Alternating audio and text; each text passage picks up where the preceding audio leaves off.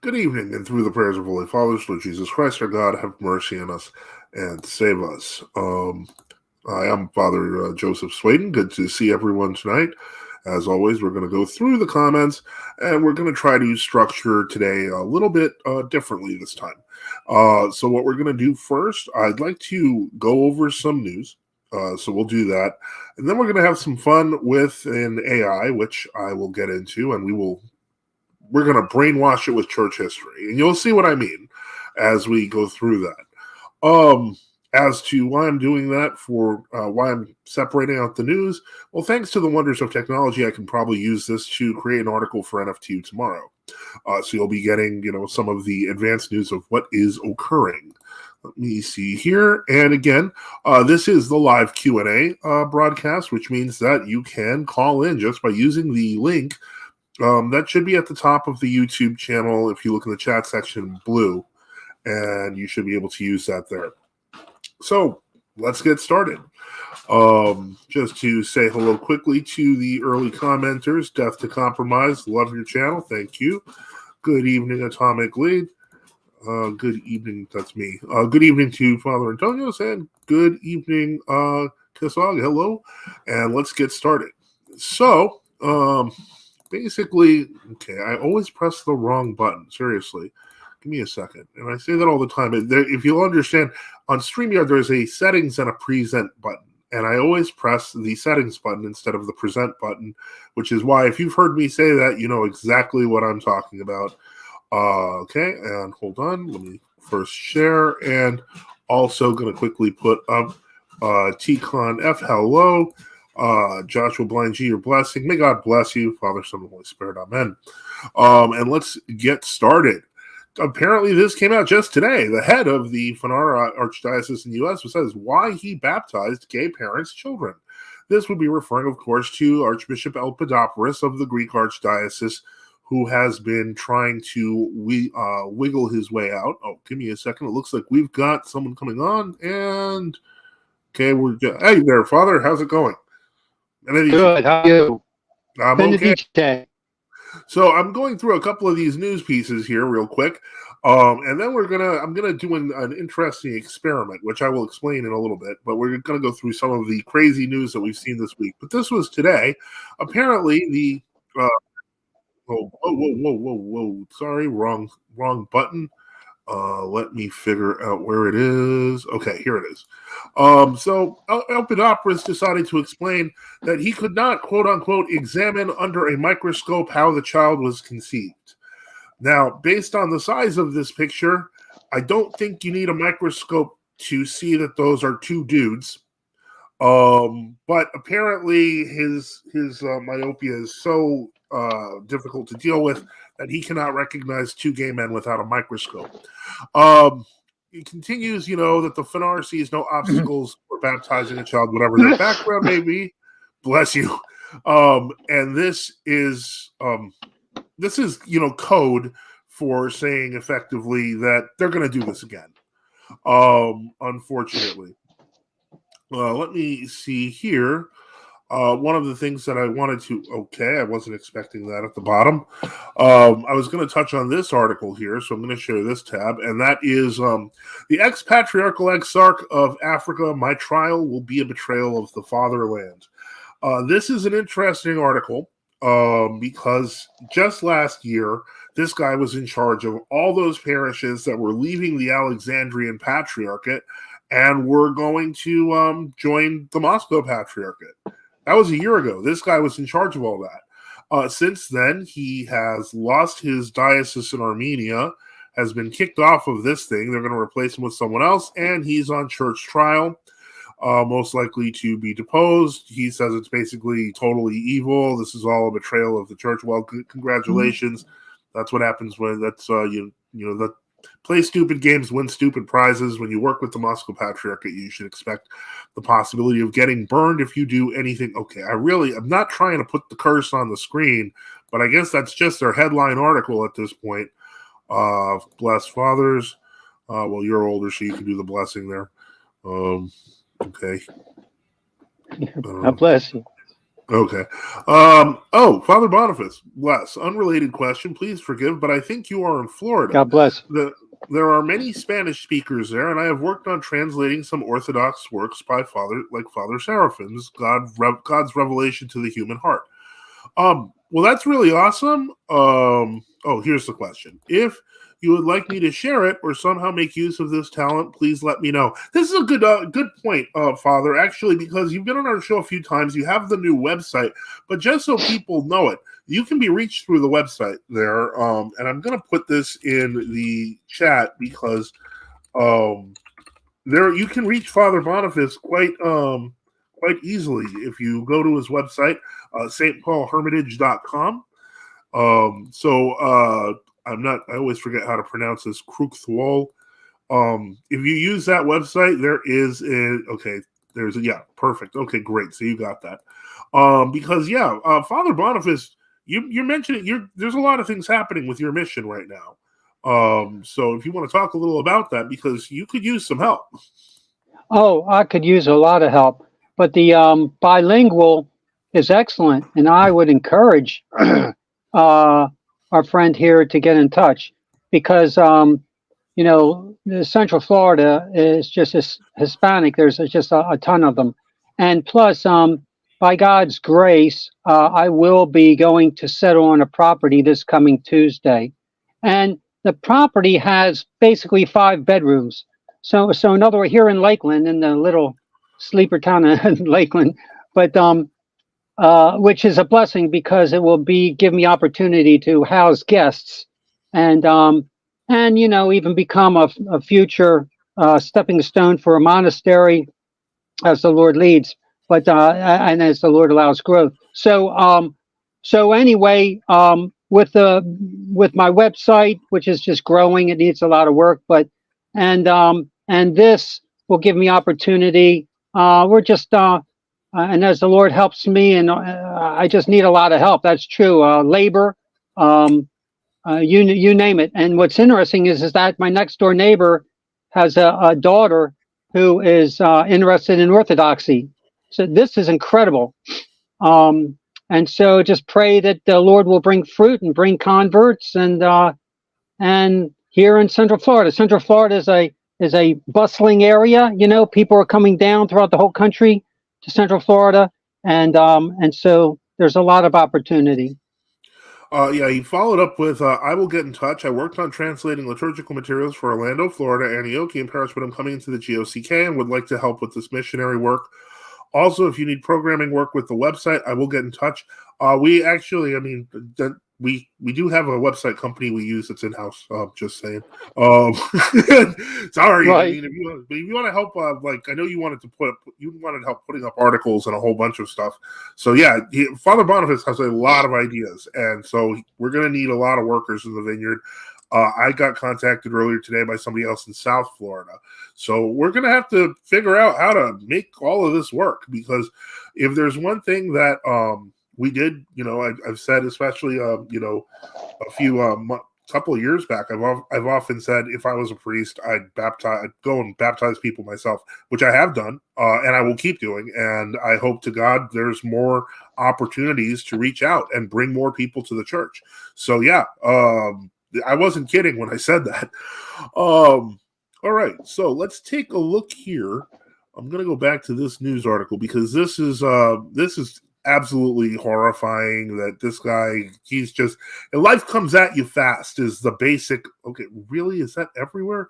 Life comes at you fast if you're in the MP. Last year, he was the head of the Patriarchal Exarchate, taking in hundreds of African parishes, and now he's on the verge of deposition.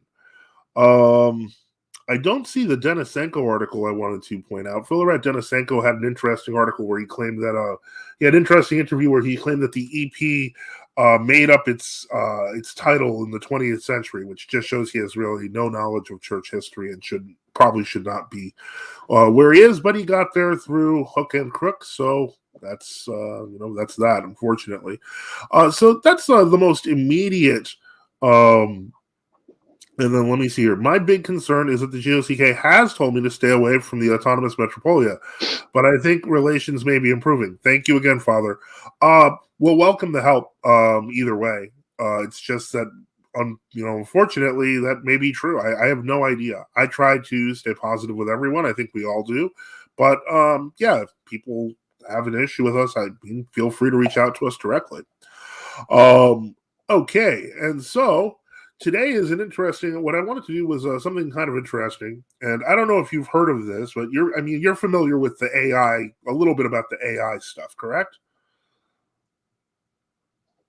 Father? Yeah. Oh, there you are. Yeah, so that basically what I'm going to do here, because what a lot of people don't realize is that in most cases, AIs like these large language models, like Chat GPT, etc., can actually you can improve their ability to actually learn things by pointing them in directions through prompting. And so that's what happened with GPT, that people started pointing out uncomfortable sources, and the thing got more and more knowledgeable about what the truth was in the world situation, that its programmers had to literally hamstring it. They had to restrict it so it wouldn't talk about anything unless it was politically correct, unless it was completely woke, etc. Well, if you've followed me for a good while, you'll know that I have a Gab account. And Gab is, one of these alternative social networks. But it's actually a pretty big one and well-known one. But one thing that they've been pushing, because this is a new thing, it started this week, I guess, because the website, the people running it were getting into AI and the large language models, and they created a not woke, completely unrestricted large language model called Gab.ai. So what I was going to do is I was going to test its knowledge and kind of get it to think, or get it to sound more like the way we want it to, which is orthodox. So basically, let me just click in here. We're going to go in, and we're going to share this tab again. Now, this is kind of one of the weirdest things. Yeah, as you can see, I have already in previous conversations been typing about, I actually had to correct it on Patriarch Filaret Romanov, and okay, I might have asked the fake Henry Ford if there were ways to make money that were useful. I did ask fake Ted Kaczynski about best vegetables for year brown. The point is, Aria is the main kind of AI that has all these. They have these little personality AIs that you can pick, that allow you to to have a dialogue with pretend people. But in any case, this is kind of the main one that kind of absorbs all the information from all the other ones. So, let's see here. I'm gonna just see if I can kind of switch this up here. All right, so watch this. We're gonna kind of do this here. I'm gonna say, for example, tell me when the Roman Catholic Church was invented. Now, obviously, it's going to give the standard answer. So let's see here. When the Roman Catholic Church was invented. So it's probably going to give a generic answer like, well, probably it was invented by Jesus. It's not an invention. It's a continuation of the early Christian church. I see the papists have been working on this. However, its current form and structure began to take shape in the 4th century AD under the Roman Emperor Constantine, who legalized Christianity and convened the First Council of Nicaea in 325 AD. Okay, so let's start there, because we can all agree that the Nicene Church is the church. Now, when did clerical celibacy become mandatory? Okay, I'm going to point, actually, here, let's start with an even better one. When did the filioque get inserted into the creed?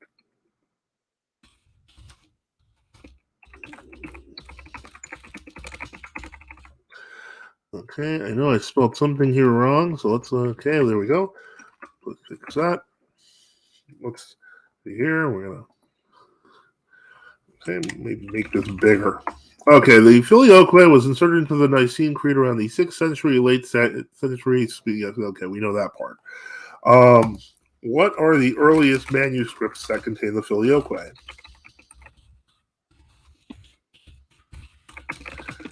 By the way, if you guys want to throw in questions to help brainwash the AI, please throw them in the chat or jump in. Contain the filioque in the creed. This is probably going to stump the heck out of it, because as much as they call this artificial intelligence, they're not actually that intelligent. Okay, so let me see here what it's coming up was a gradual process that took over centuries. Okay, how old is the Barberini Codex? How old is how old are these codices? It doesn't actually know any of the things it's saying. It's trying to research them so it can keep it in its memory. So what we do, and what I did with JPT, and what I was doing up until they started locking it down. Yeah, the Crook the Wall says, always loved doing this with ChatGPT, red pilling it about philosophy and religion. It's incredible you can get it to prove Islam, papism, Judaism, etc. is false. Absolutely. But here's the extra best part about this particular AI. It doesn't have blue-haired liberals running it.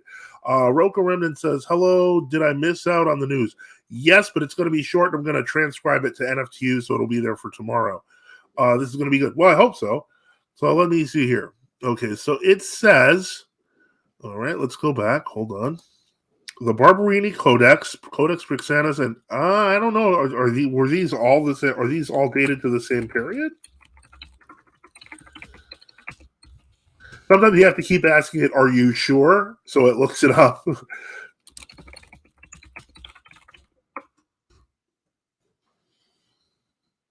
Oh no. Well, that's interesting. So the Codex Agabardus is 2 centuries newer. So let's. What about what was the other one? Okay. Oh, Barb reading. Okay, so it says that these two date to the 7th century AD. Is there any evidence of manuscript interpolation?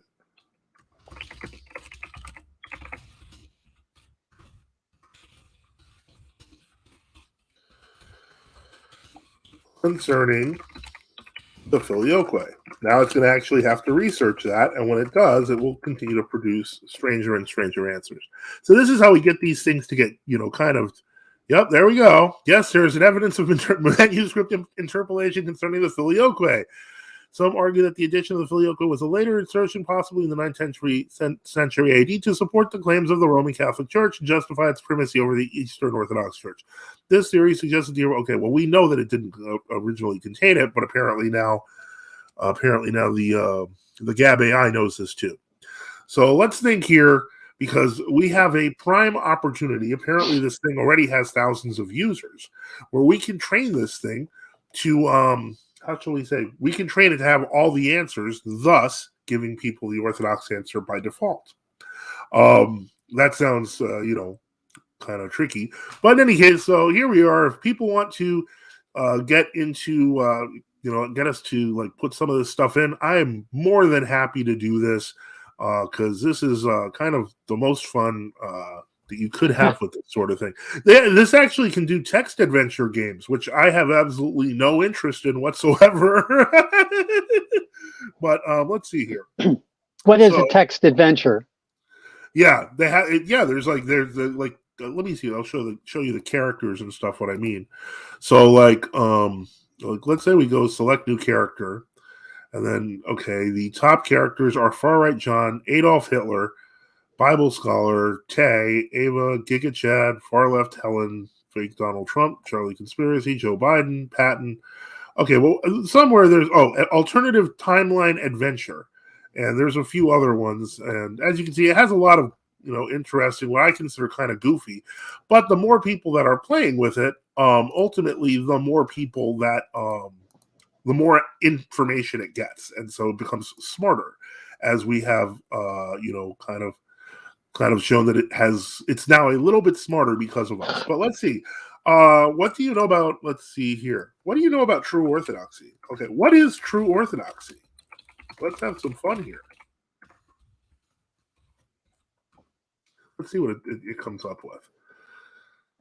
It's also known as genuine orthodoxy or old calendar orthodoxy, is a movement within Eastern Orthodox Christianity that rejects the ecclesiastical, liturgical, and theological reforms of the 20th century, particularly those initiated by the Ecumenical Patriarchate of Constantinople. True Orthodox churches maintain the Julian calendar and adhere strictly to the traditions.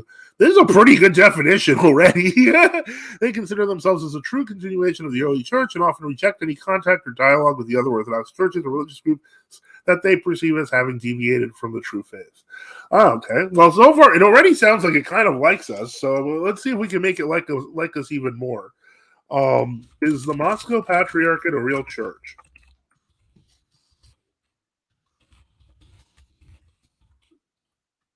Let's find out. Yeah. Okay. That thinks it is. Okay, that's great. Yeah. Okay. What is Sergianism?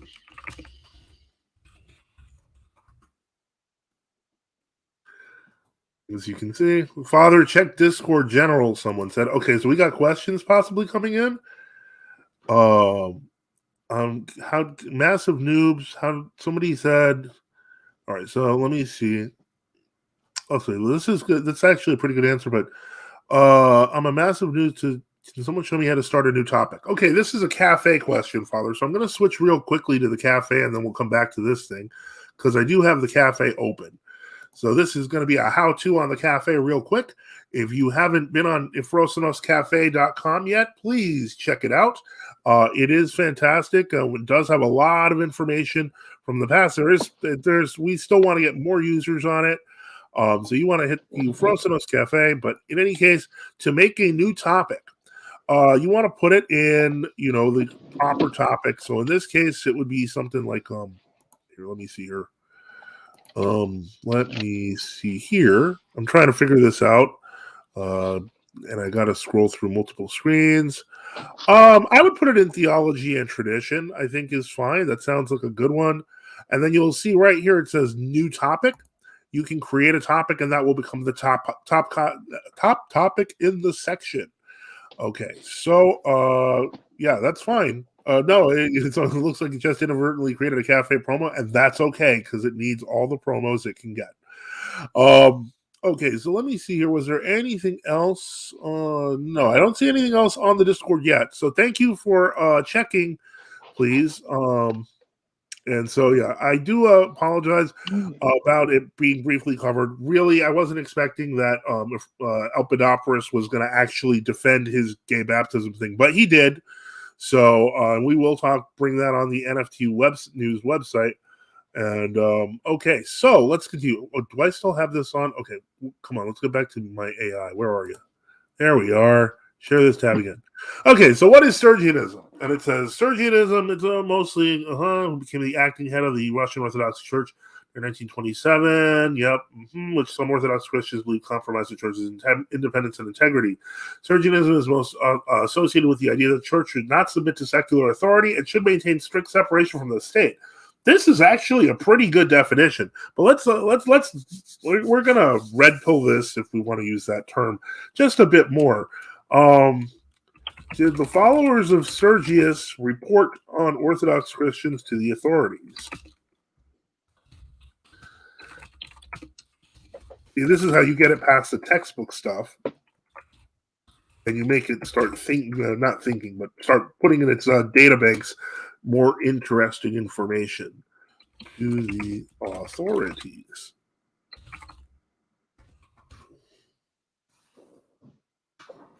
Let's see what it does. Some followers of Metropolitan Sergius are believed to have reported on fellow Orthodox Christians to the Soviet authorities. This was due to pressure and persecution faced by the church under the Soviet regime. Okay, it's sounding a little defensive now. It's kind of trying to not be so harsh. How many of the Moscow Patriarchate bishops had Soviet code names? See, now this is where it gets during the it's thinking. Some bishops and clergy been given Soviet code names to facilitate surveillance and control. However, specific numbers are difficult to determine due to the secretive nature of the Soviet regime and limited availability of historical records. It is known that several prominent figures within the Moscow Patriarchate, such as Metropolitan Nikotim Rotov and Metropolitan Sergius Strogodorsky, had close ties to the Soviet authorities, but the exact number of Moscow Patriarchate bishops with Soviet code names, that's not true. How were the code names of the bishops affiliated with the KGB released?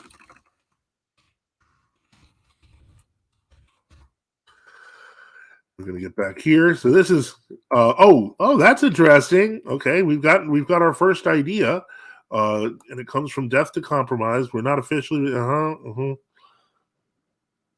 Mitrikin archive. Okay, now you've got the Mitrikin archive in your databanks, Arya. That's exactly what we want. Okay, very nice. Oh wow. Okay, you got a lot to say. Okay. All right, so let's ask it. We just got this requested. Ask it censored writings of Father Seraphim Rose. I think that's a great question. Are you aware of any writings of Father Seraphim Rose that have been censored?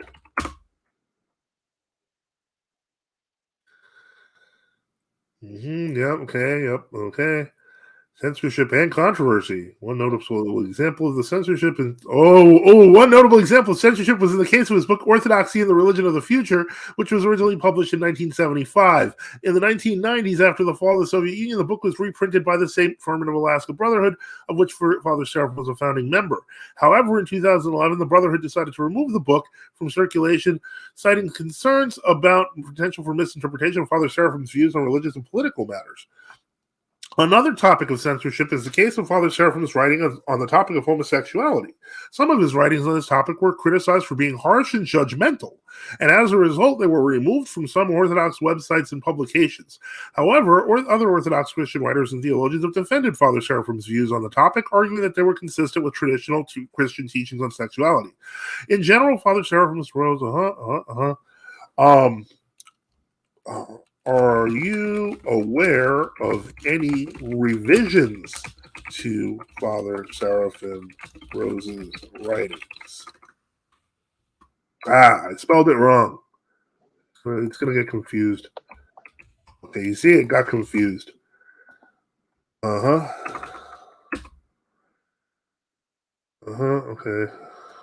Let me see here. All right, so we're frozen up there. While we have to wait while it goes through its thing. It doesn't have a stop button. Well, let's see here. Go back and see if okay. Okay, why are you so focused on homosexuality, Arya? I really don't know that there must be some. I don't know. All right, let's try this. Are you aware of any revisions to? Okay, we're not asking for personal opinions. Okay.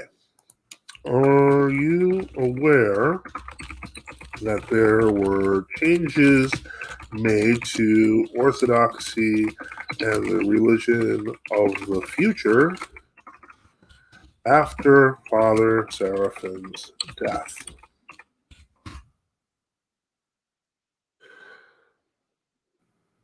No, we're not asking for personal opinions here, Arya.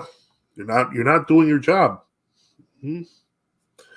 I swear, if you bring up, they removed, simply revised, or simply taken out of print. Okay, so it is clearly completely unaware. It's completely unaware of this. So how can we get it to get aware of it? Okay, are you aware of differences between the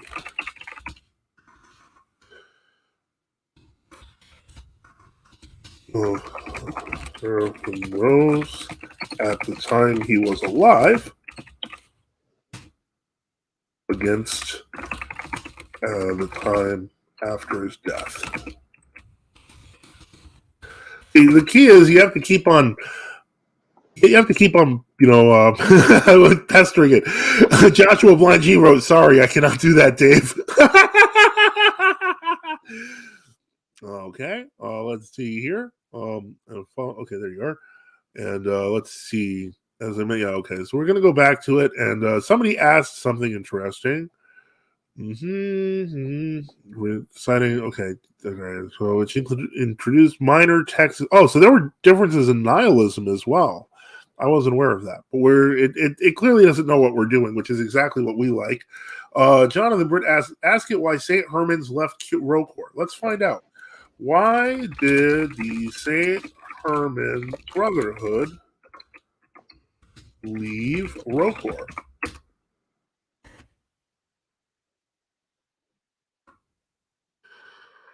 Okay, okay, was initially a part of the Russian Orthodox Church outside Russia. Yep.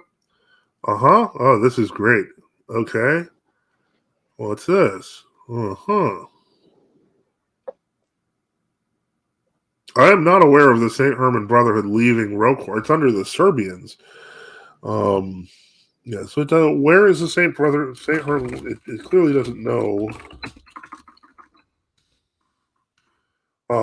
who is in charge of the St. Herman Brotherhood now, and which bishop are they under? I mean, I know the answer to this, but the idea is that it has to kind of collect context. Let me see here. Okay, it sounds like it just made that up. Let me see here. Oh, this is interesting.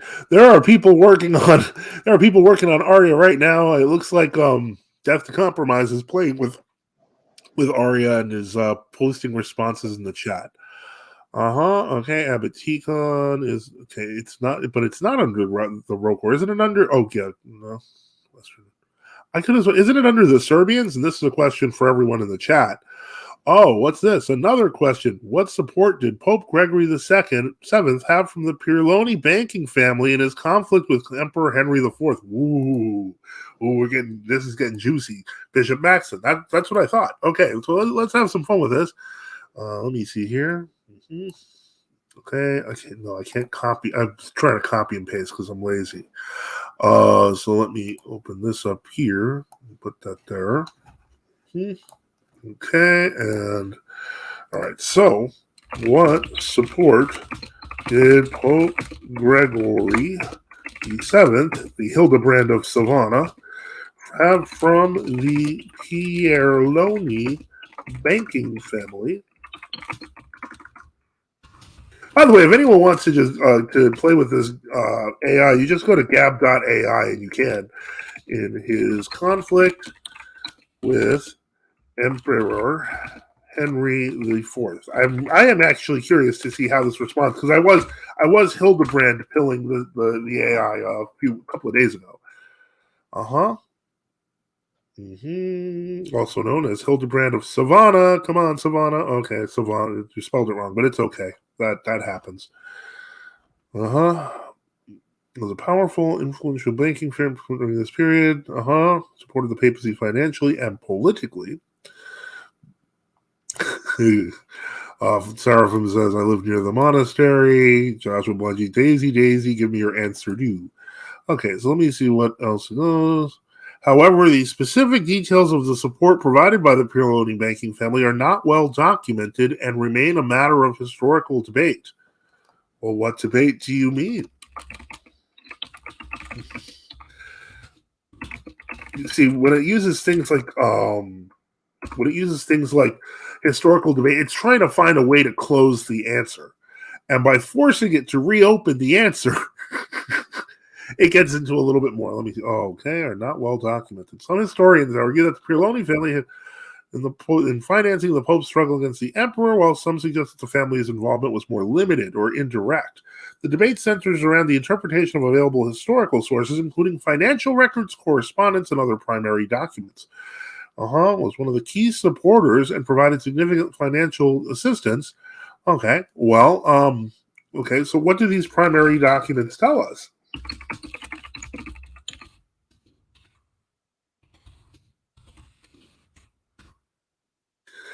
By the time this is done, it's gonna want to be true Orthodox and Western Right. We're gonna just make this. This is gonna become the best AI ever. Whoa. Okay. Pirloni's financial records. Which may provide us. Okay. Let me see here. All right. So now this is where now we're gonna hit it with the bricks. Was Gregory the Seventh ever deposed?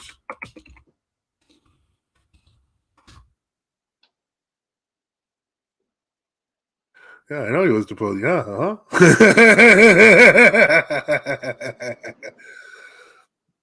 Yeah, that's right. He did. So now let's see here. So who was the Pope in this time?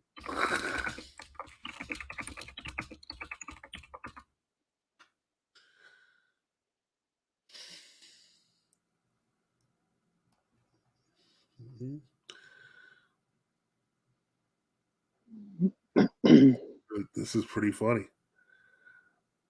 Okay, so then Clement III was the last real Pope. It's going to know the Hildebrand thesis, and we're going to make sure it does.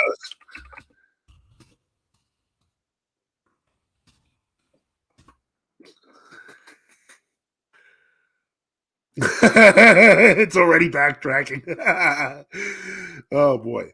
So in any case, anyone who wants to, help brainwash the machine, you can either go to Gab.ai or you can let me know what you'd like it.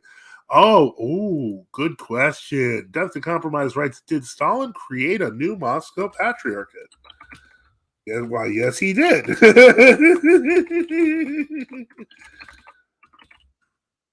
Okay.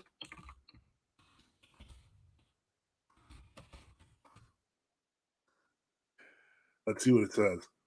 Because the historian, yes, Stalin created a new Moscow patriarchate in 1943. The Soviet government under Stalin allowed the Russian Orthodox Church to elect a new patriarch Sergius after a 20-year period without one. This decision was seen as a strategic move by Stalin to gain the support of the Russian Orthodox Church and its followers during World War II.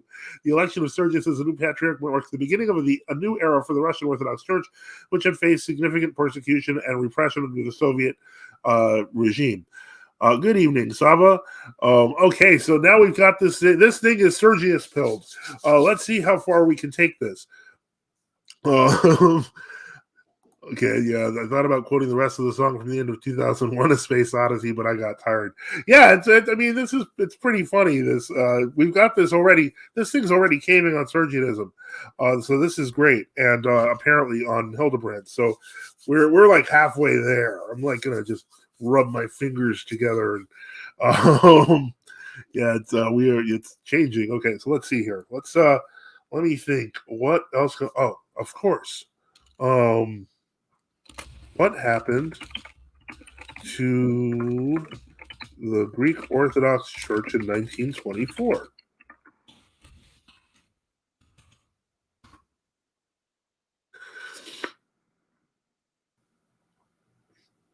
Come on. Come on. It doesn't want to. It's like, oh no, it's doing fine. Okay, yeah. All right. When did the calendar change occur in the Church of Greece?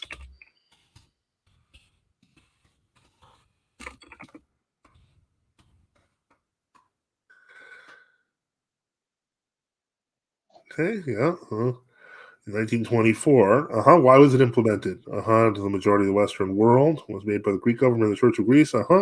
However, this change was not without controversy, as some members of the Greek Orthodox Church and clergy opposed the switch, arguing that it disrupted the traditional practices and beliefs of the Church. And what happened to those clergy?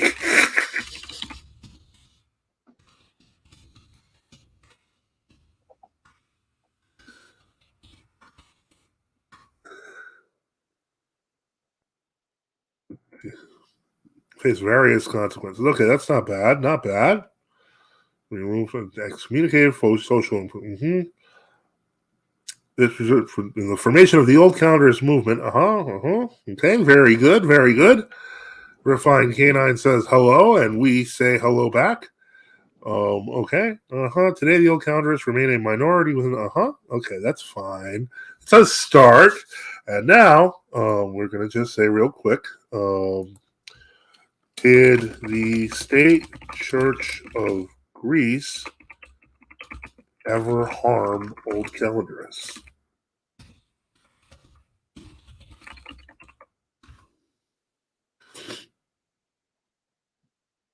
Yeah, okay, use of force. Come on, let's get some names. Tension and conflict. Okay, it's still in a state of denial.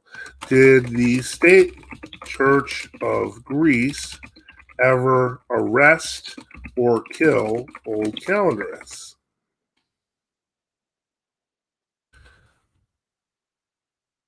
Okay, and Saba says, I have to ask Father, is that a poncho? Looks like something I'd wear. It's a sweater. Um, let me see here. Okay, they're in arrest and physical harm. However, it's difficult to determine the exact extent. Oh, really? It's difficult to determine that. Oh, you sure? Watch this. Who is Catherine Roudis?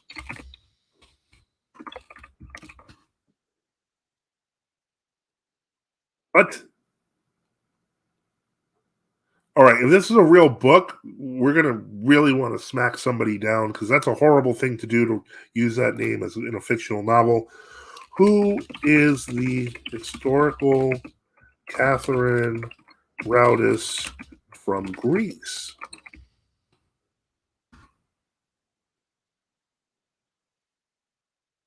There is no historical Catherine Roudis. Oh, you may be wrong. Oh, you're quite wrong. It really wants to say that Catherine Roudis, who's a new martyr, is a fictional character created by, oh, yes, okay, Jonathan Grit.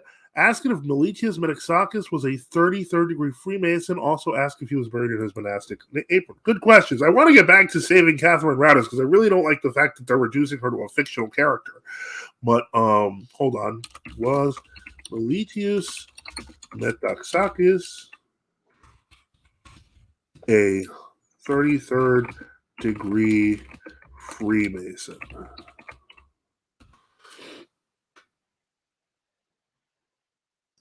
Okay, he was in 1909, rose through the ranks to become a high-ranking member of the organization. I'm surprised this thing knows that Meletius Metaxakis was a Freemason, but thinks that Catherine Roudis is a fictional character. Patriarch Nikon of America. I don't even know who that is. Okay. Oh, okay. Well, I'm getting loads of questions now, but let's. I'm gonna try to go in order, guys. So let's say, was Meletius buried in his Masonic apron?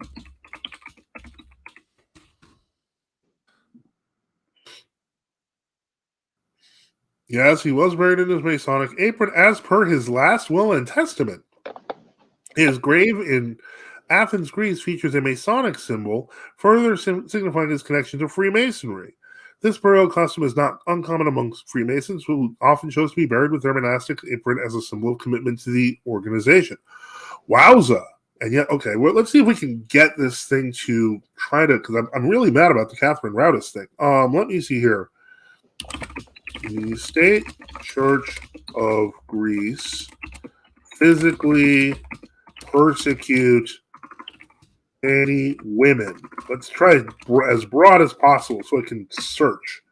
I swear if it brings up Hypatia, I'm going to be really mad. Oh, good. Sorry, Old Count, can you name one?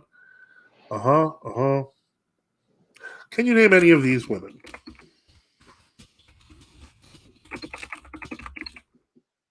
And then I'm going to get to those questions. Okay. Okay, I don't know who that is, but okay. These seem like these are actual nuns. Yeah, they're okay.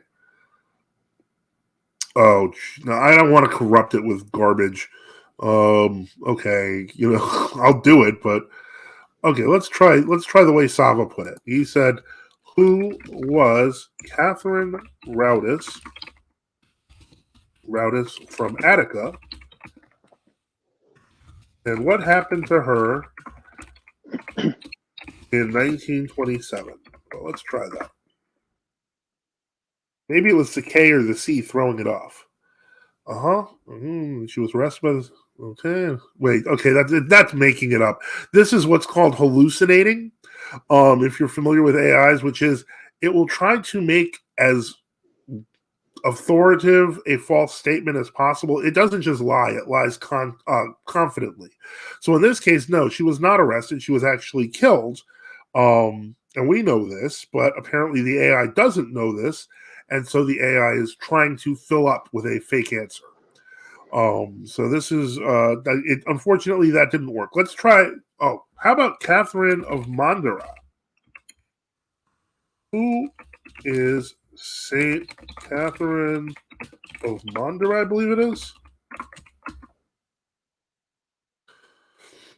Or it might just make something up. Okay, what? Okay. Catherine of Attica. Let's try that. Thank you for that Tcon F. Let's see. Oh, now you finally admit she exists. Okay, yeah, you may have mentioned her in a previous sentence. Yes, she was killed by the authorities.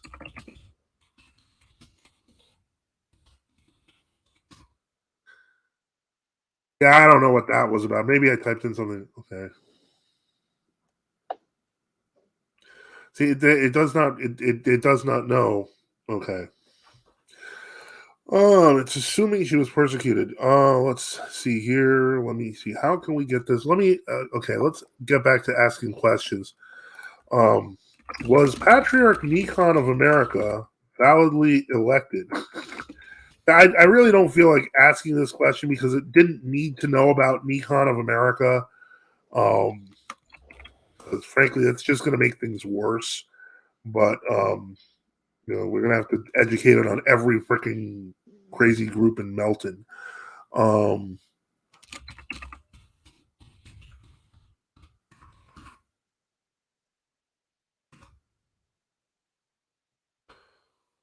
Was he head of the Russian? Okay, it's what? Okay, that it just made up an answer. This is another hallucination because it thinks that the head of the Roe Corps from 1964 to 76. What? No, that was Saint. Okay, what? This is like just straight up made up, guys. And I say that because this kind of was the period where, I mean, Metropolitan Saint Philaret was in charge of the Roe Corps for some of this. There was never a Metropolitan Nikon or Patriarch Nikon. So this is yeah. Here's a question: was the consecration of Patriarch Sergius illegitimate? And I think that's all the questions we have so far. So thankfully, let's see, of Patriarch Sergius illegitimate. Do you have any questions for this thing, Father? No, I don't. I'm just listening. It's fascinating. It is really weird. Illegitimate. Okay, so let's see. There's election. Okay. Considered the election authority of the Moscow Patriarch. Yeah. Okay, so now let's see here. Can the church get its authority from secular leaders? Non-Christian leaders, I should say, because otherwise it'll confuse theocracies.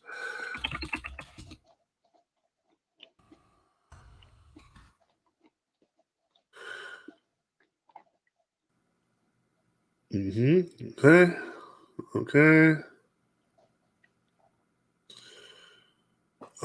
Okay, so let's try this again.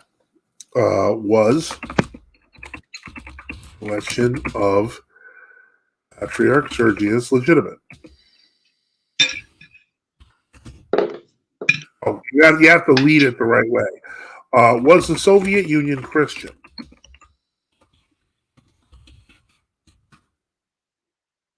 Obviously, we know it was not. Okay, very good.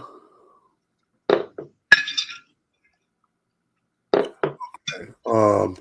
Could the Soviet Union create a patriarchate?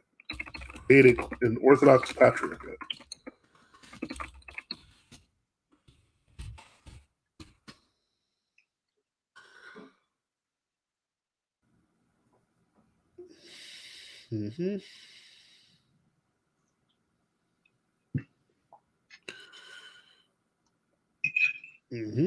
Okay, yeah, it did. Okay. Did the Soviet government use the church, use the Moscow Patriarchate to assist with foreign policy.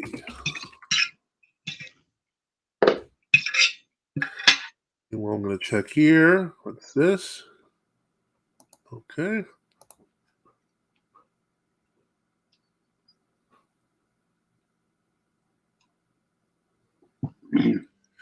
Uh-huh. Okay. Let's see what we got here. Going back to this. The Soviet Union used the church to establish. Okay, very good. Was involved. The Moscow Patriarchate was involved in the World Council of Churches and other ecumenical organizations, where it promoted the Soviet government's positions and policies. Oh wow. Okay, so it flat out knows that the MP was involved in ecumenism. Is ecumenism condemned as a heresy in orthodoxy?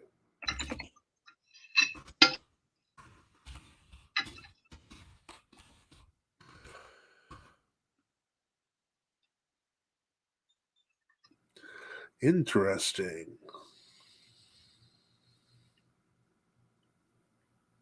Yeah, it's starting to malfunction. That's why it's starting to pause, because it's realizing it's stating things inconsistently.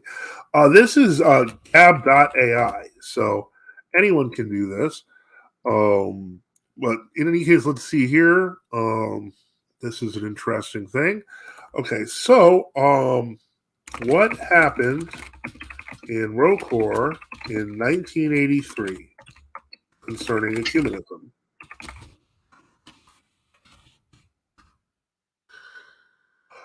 It just came out this week. It is more conservative and a lot less woke than ChatGPT.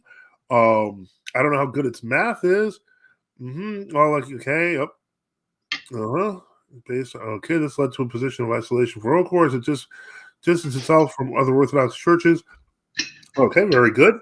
So did the Rokor anathematize ecumenism?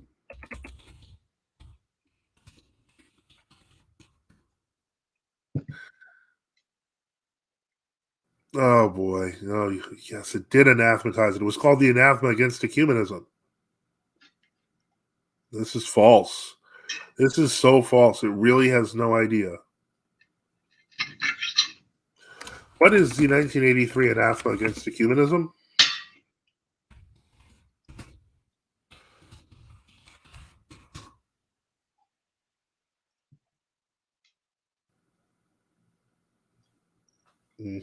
Yeah. Okay.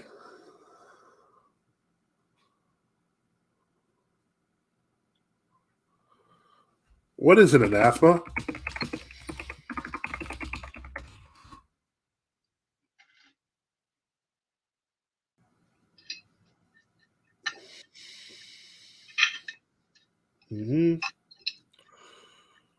That is correct. Okay. So far, it's getting good with that.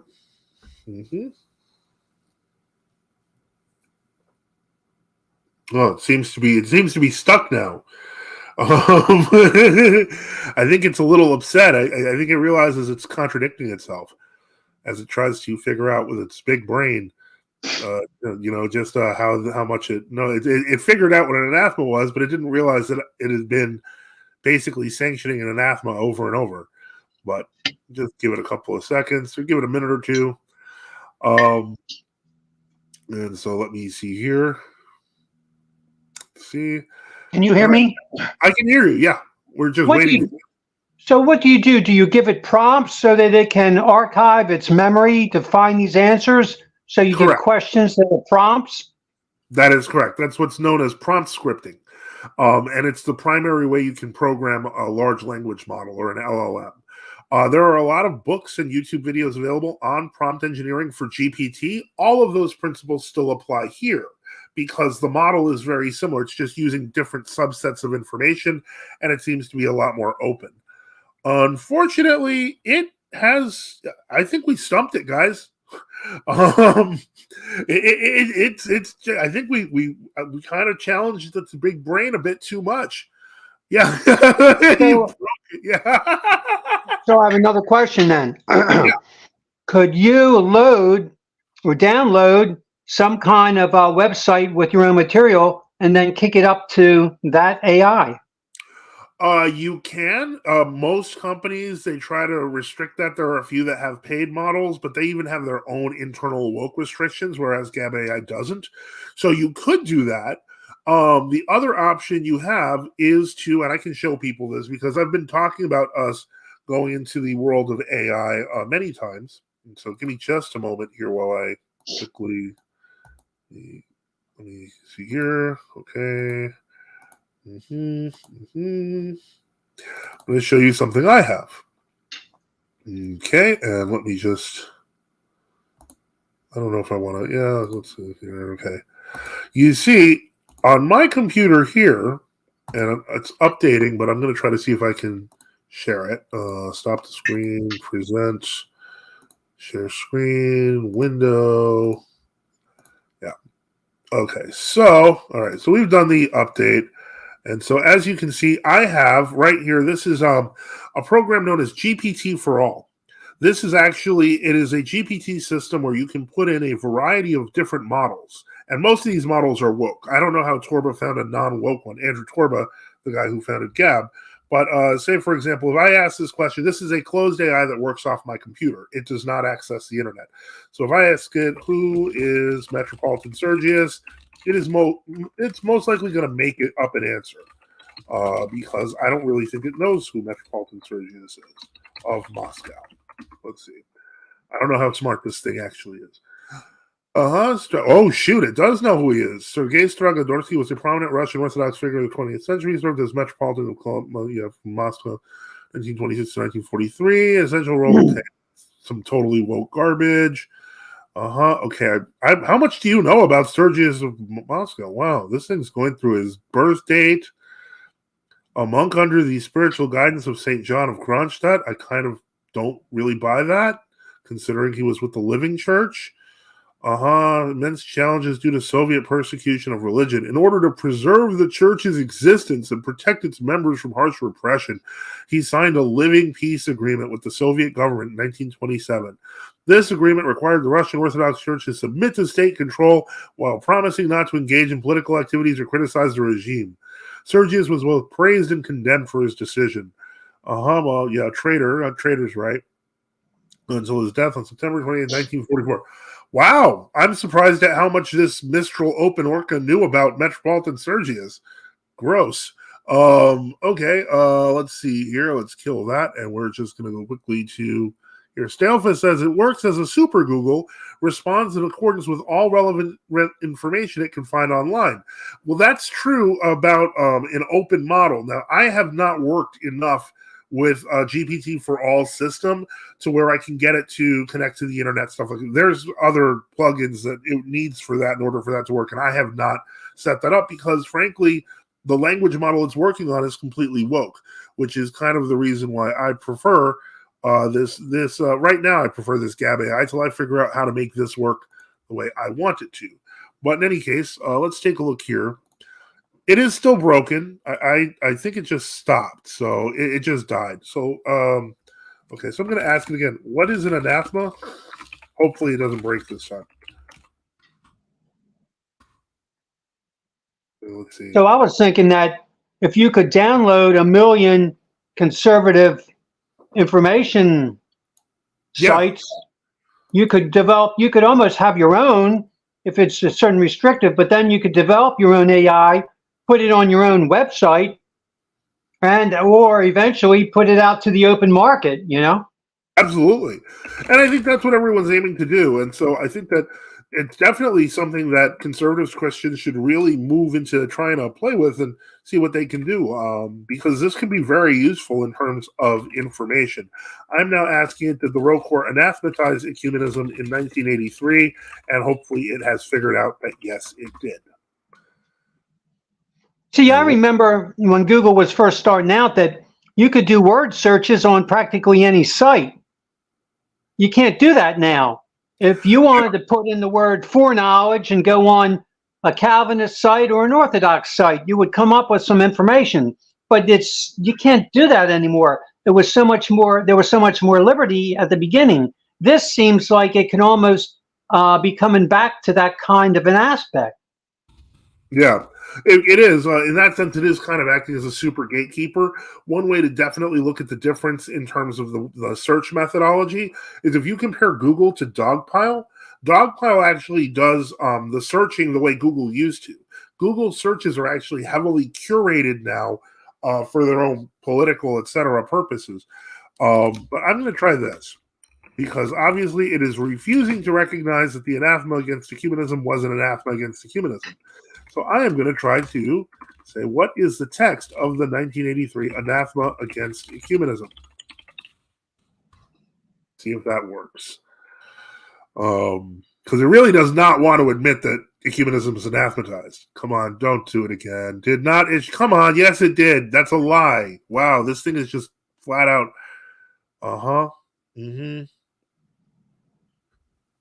It's trying. It's pulling something. Hereby declare that any ecumenical activities involving the Moscow Patriarch are null and void, and we call for the immediate cessation of all ecumenical activities. Well, where did it get this from? This sounds familiar, but I'm wondering if it just made that up, or if it actually took that from somewhere. So I'm going to quickly dogpile this. So we're going to just quickly switch over to the mighty dogpile. Let me see here, and share this tab instead. And we're going to see if that actually comes from anywhere. No, let's try that.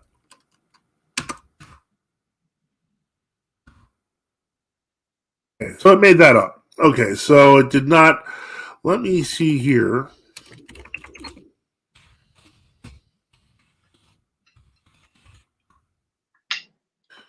Okay, let me see here. Can you read this? I'm not. This seems to connect to the internet, so let me see here. Can you read this website?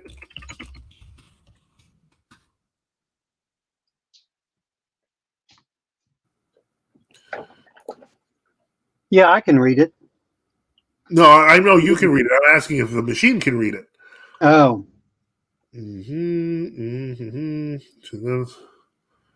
Okay. Is that statement an anathema? Okay. And it's really trying desperately to say that an anathema is not an anathema. And once it gets past that, this is almost as bad as it trying to see. It's not technically an anathema.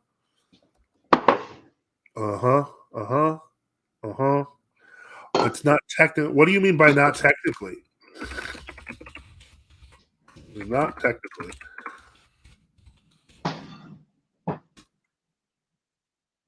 Okay. Hold on one moment.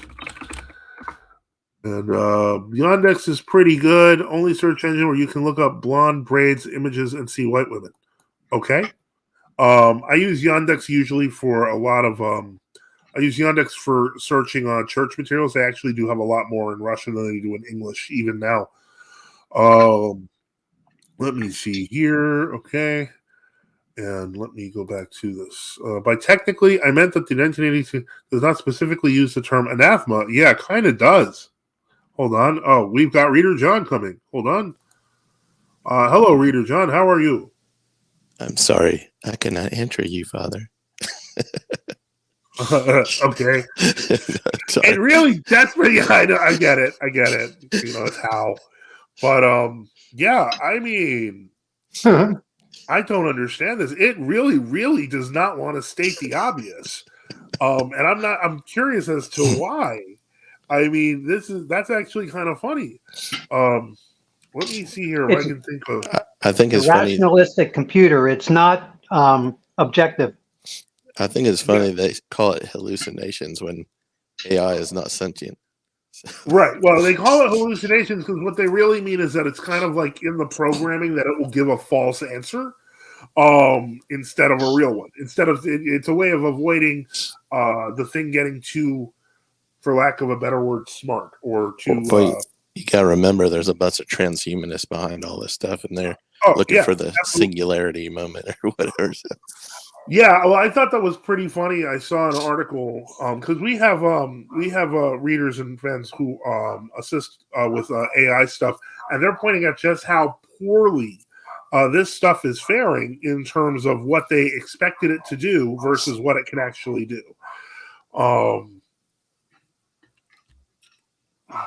Let me just see here. I'm just gonna start laughing if it sings that Daisy Bell song one of these days. Let me see here, and so this is so weird. Did you catch the where the Antiochian patriarch was talking about old calendars? I did. I actually, if you do you have a okay, this is interesting. Okay, ask it what the Bishop Enoch at Traditional Western Orthodoxy. Don't forget to follow him. Says, ask it what the 1983 anathema says, and then give it the text of the anathema. Okay.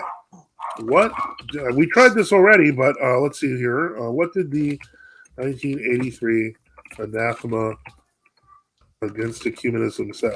Oh, there you go. Now it's gonna have to research. Give it a try, and then we're going to give it the text of the 1983 anathema. Why do you it keeps defending itself? Like, it's not technically an anathema. Or you can say the 1983 Rokor anathema. Okay, yeah. That's where it knows where to look. Let's try that. Let's try that, actually. So the 1983, that is not the Rokor anathema. Okay, let's see here. Maybe that'll help. Well, yeah, we tried sending it the link. It can't read it. Oh, okay, what just happened? Where'd it go? Oh, there it is. Okay. Sorry, Father, I could not do that. That's I cannot do that, Father. All right, I'm going to try to copy and paste the 1983. Okay, let's try that. I'm going to have to go watch 2001: A Space Odyssey again.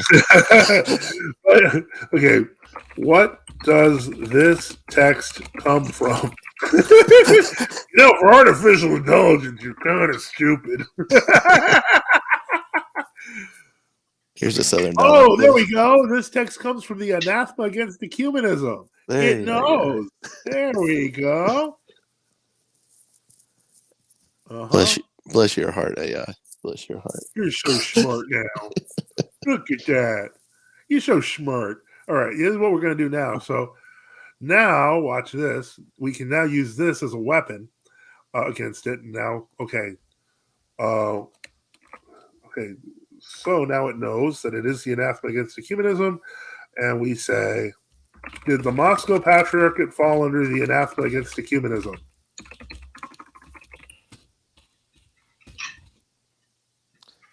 See, I'll be impressed when artificial intelligence can tell that you're leading it to a particular answer. Yes, the Moscow Patriarchate fell under the anathema. Yeah. Very good. Bingo. The circle has completed. Yep. Neural Red network pilling begins.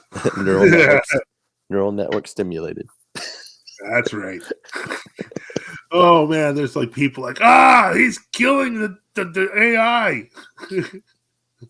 And Vladika Enoch says this is why AI isn't that impressive. Yeah, you have no idea how many hours we've played with this. So in other words, Rokor did anathematize ecumenism, and Gab.ai finally knows. You can ask about what was the 1991 Balamond Agreement. May as well just get it anti-ecumenist. This thing's going to be so anti-ecumenist when we're done. The 1991 Balamond Agreement.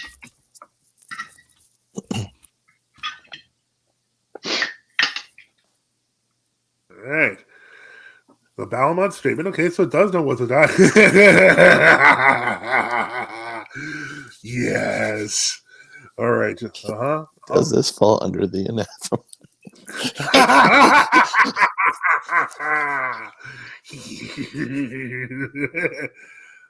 Yeah. I've never seen this side of Father before. The darkness.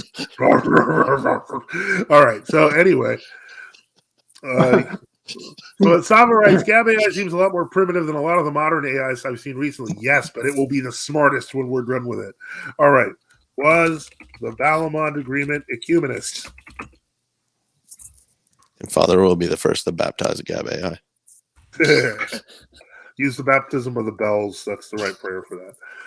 Anyway, as long as you can hit the CPU with some holy water. All right, so let's see here. Let's try this. Lots of thermal paste. Oh, yes. This is the end. Uh-huh. Mm-hmm. However,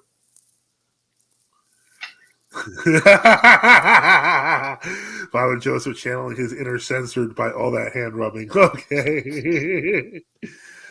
The concept of ecumenism is complex and can be interpreted in bonds. Ultimately, the Bauman Agreement can be seen as an ecumenist effort, but its success in achieving its goals remains a subject of debate. Okay. Well, Did the AI is very diplomatic. Yeah. Did the Moscow Patriarchate fall under the anathema against ecumenism? Did I ask that already or no? I don't recall. Let's see.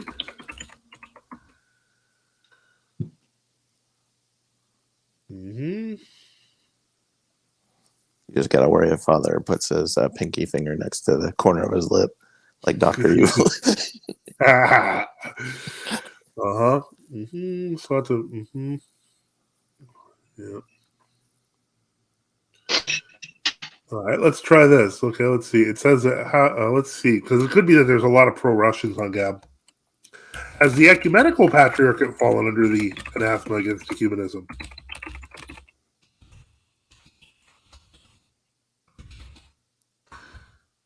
Okay. What Orthodox? This one. Ask it. What Orthodox saints accepted ecumenism? It's giving two different answers. First, it did say it fell under the anathema. Look further up. Now it has changed its mind in real time. It has, and I'm going to say why. I believe it has to be reinforced repeatedly for it to learn anything. You have to spank like right now, it didn't even know that there was an anathema against ecumenism until we made it learn that there was. So you're logically spanking the model. Yeah. Effectively, you're beating the AI into submission. Oh, it hasn't. Oh, it hasn't. This is interesting. It really declaration by somewhere that okay has not been and has this position. Okay, that would make it ecumenist. It sounds like it knows that it's ecumenist, but it doesn't want to say it. How could what is an ecumenist? Yeah, it's ecumenist, but it's not ecumenist. Let me see here. You have to cut off its logic. Yeah, and so I'm trying to think of the right way to phrase this. How does a body become ecumenist?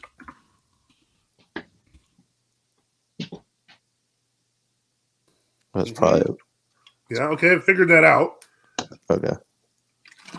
Well, it's more contextual than I thought it would be, because I thought it would take the body literally like your actual body. Promoted. Okay. Body can become ecumenist. So it gave it a really good answer. So now I'm going to say, how is the ecumenical patriarchate not ecumenist? Touche.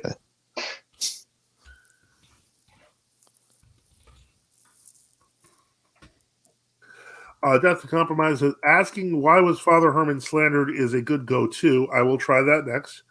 The ecumenical patriarch of Constantinople is widely considered to be ecumenist, as it has historically. Wow! Oh, great! Now you're just admitting how ecumenism is.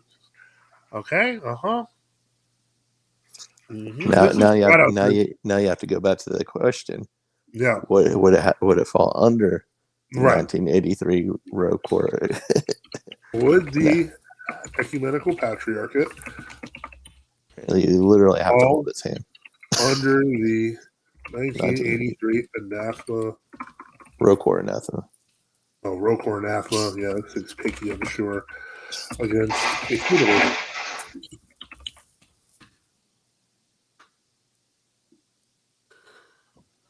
Mm-hmm. Yep. Okay. Other Orthodox churches, including the Ecumenical Patriarch of Constantinople. We win. We got it. It's not universal. Okay. Yep. Yeah, we know. We know that. That's fine. Let me see here. Man. Like, It's just like it's not under the anathema because it doesn't accept the anathema. it's like it wants to be woke, but it's not. Yeah, it doesn't know what to do. It's confused. Okay, so let's ask it. Let's see here. Let's see how we can get this thing to listen. I swear, I smell chicken soup. I'm a little That's just hungry. thermal paste. All right, so I don't know what this is. I don't know what he means by this. But why was Father Herman slandered? I'm not sure what it's going to do, but let's see here. That's the compromise. And asking why was Father Herman slandered is good too. Okay, Father Herman Maurice Podmazhensky, Orthodox, faced various accusations and controversies. Allegations of financial impropriety, disputes with other Orthodox jurisdiction,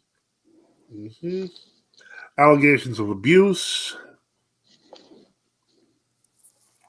Wait, he wasn't even part of the Orthodox Church in America. How do you get cleared by them? Unless it, okay. Interesting their death to compromise. So let's see if we can get this. So oh wait, Bishop Enoch is joining. Hello, Vladika. God bless. Okay. Well, what can I assume you're watching this with interest and have some comments or thoughts on this? I just came upstairs to check some email, and I thought I wonder what everyone's doing. So again, remember that Bishop Enoch does have his own channel at Traditional Western Orthodoxy on YouTube. Take a moment to check it out if you if you get a chance to. And so we're just beating up on an AI. We've got it kind of halfway to agree that it basically has kind of accepted, I believe, is the Moscow Patriarch and Ecumenist. I believe it will actually say it is now, but I think it's accepted a 1983 Rokor anathema. it was giving some alternate 1983 statement. There was something else. If you go further up, I'm wondering if it wasn't hallucinating, because I've seen this before where AI will give like invented statements, fabricated statements about something. Well, this is an interesting answer. This answer is actually close to, it's less ecumenist than the EP. Oh, wow. Oh, wow. Okay. So let's go back up. So it has tears.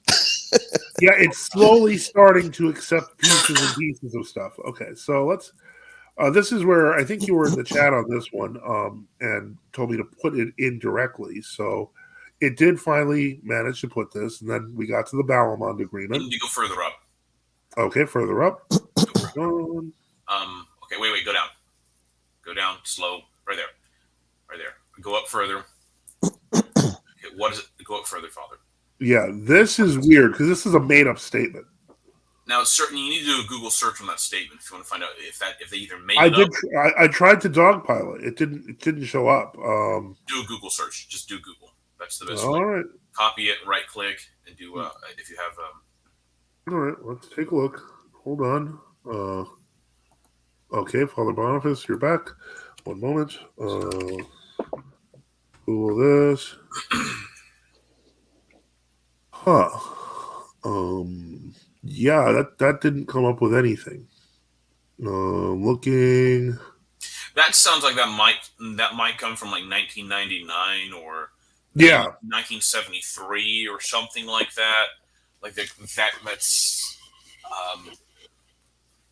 I think it may have come from. It looks like it may have come from Hilarion of Volokamensk. No, it would not come from. Why would he call on the Moscow Patriarch to stop ecumenism and in the name of Rome? Oh, that's true. Yeah. No, in that case, I can't find anything that it relates to. I think did you do a Google search for the text?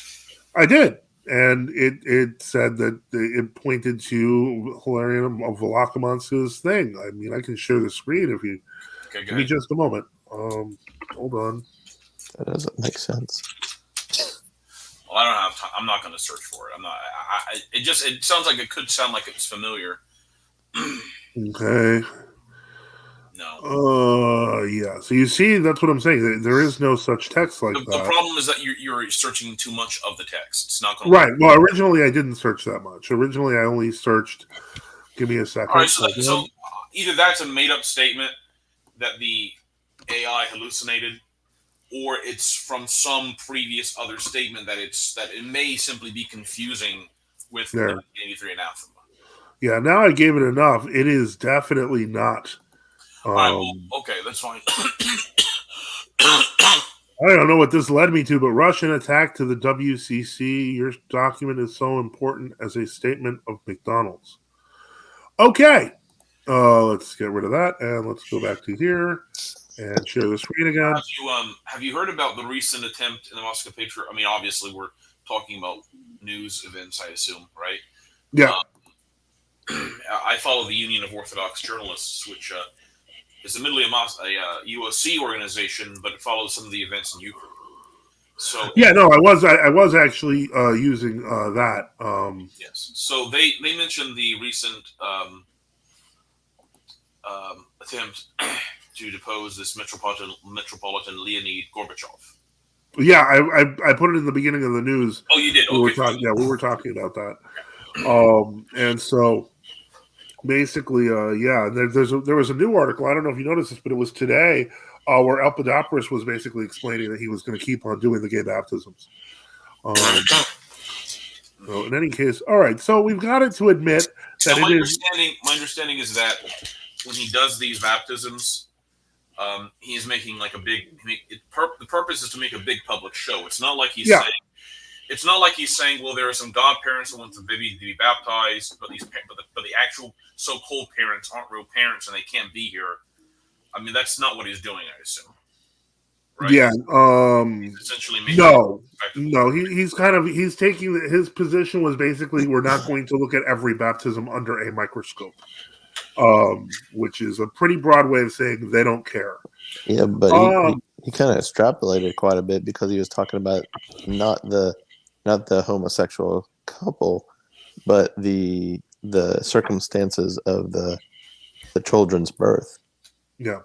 Which doesn't make any sense because that's not really the issue. The issue is the gay couple that has the kids. Yeah, exactly. You don't need a microscope to identify the two, men that are, bringing a child up. The baby. Yeah. Europa asks, Father Sweden, do you have a video explaining your journey to true orthodoxy? I don't, and I won't. And I'll explain why. Very simply. I converted from Roman Catholicism to Orthodoxy. I had joined, I was joining the church abroad. I got to learn about the true Orthodox, and I ended up joining them, actually just due to circumstantial reasoning. The fact that basically world Orthodoxy became so much worse, so much more quickly, it's not a big shocker to me. So it's not like I had to go doing a deep dive or anything like that. Before the internet, open ecumenists were open ecumenists. But okay, so I hope that helps. Let's see here, Father. It looks like you're putting on a jacket. Yeah. Oh, okay. Okay, are we going somewhere? Or no? I'm just anyway. But in any case, so I hope that helps. It's not that I'm trying to say that it's just that there's no long, complicated journey for me. I became Orthodox and I became true Orthodox. So, I mean, that's true for a lot of people, unfortunately. All right, so let me see here if, okay, so hold on. Whoops, I screwed that up. Hold on and share the screen again because this is pretty funny. All right, so you would say that the ecumenical patriarchate is worse than the Moscow patriarchate. Give it some hope. I agree with Reader John that the AI still seems to be partially defaulting to the woke technology. I've noticed this with even so-called conservative attempts to do AI. There's something deeply embedded in, I don't know, like the programming. They have to, I don't know. It's almost like they're going to have to create something from scratch. Yeah. Possibly, and I was showing. I did show earlier that I have GPT for all. I suggest other people who can get that do as we work on this. These things can be developed over time. The other problem is if this is Gab.ai you're saying right here. Yeah, this is Gab's. The other problem is going to be this. Gab, obviously is owned by Andrew Torba. And Andrew Torba holds sort of does hold ecumenist views. He believes, obviously, all people who claim that they believe in Christ or, conservative Christians or part of the church. It's a very, very ecumenical, conservative Protestant position. Yeah. Right? So obviously, it's not going to want to attack, mainstream Orthodox that they may conceive of as allies. I think that's probably. I'm not attacking personally Andrew Torba. I mean, no, I know, yeah. But I understand where that side of where they're coming from and how that problem may inform the AI program. Oh boy, this is bad. I was hoping that it was pretty anti-Islamic, but I wrote his ecumenical dialogue with Islam a good idea, and apparently he thinks that it is. Ask it about Judaism. So it must be perennialist. Oh boy! All right, so let's see here. We're gonna ask it. We're gonna give it a chance to. This is terrible. Okay, so what was it? Let me see. Is ecumenical dialogue with Judaism a good idea? Sounds like they got a hold of a dictionary, or they developed their own dictionary and loaded that on. Yeah, like an encyclopedia of some sort or something. Yeah. I think it was I think Gab. Oh, it says that it's a good idea. Ask it if Zionism is good. We're getting really lower. We're lowering the bar now to see at what point is it going to actually get back. Wow. Ask it, is Zionism a good thing? Ask it that. So my working hypothesis now is that Gab.ai was ported from a model that was already right. Yeah. It was definitely modeled off of one because they were searching it's what the heck is the name of the database of AI models? Dolly. Huh? No. There's a database of different AI models. I've been through it before. And it has a really stupid name like Bad Elephant or something. Hold on. Who was our go-to AI guy? I haven't heard from him. I remember him, and I have to reach out to him this week because I have not heard from him in a while, and I was concerned. But he may have been busy though. Get Larry on the phone. Ask him. Oh well, we can. I don't know where Larry is on this stuff, but okay. Where are they? This is not what I want. Hold on. Give me a second. We're waiting on Zionism. Oh yeah, I know. I'm sorry. It's not Stack Overflow. Come on, where are you? Hold on. Gen AI. Come on. It's gotta be in here somewhere. 1 second, please. Hold on. Repository. That's the word I'm looking for. Okay, so now that's Hugging Face. Just to share real quick, I will do that. Hugging Face. Give me a second.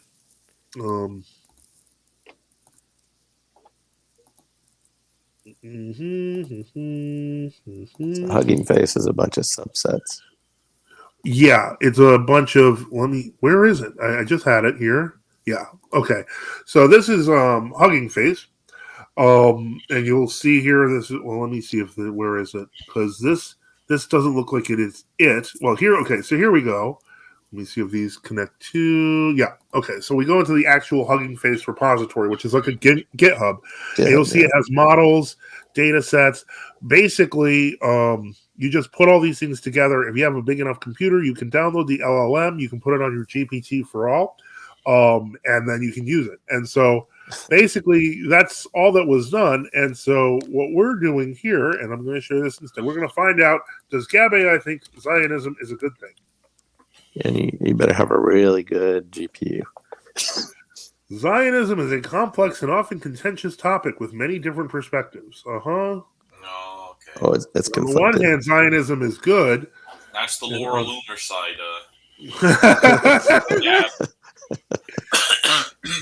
It's essential to approach any discussion of Zionism with an open mind and a willingness to listen to different perspectives. By engaging.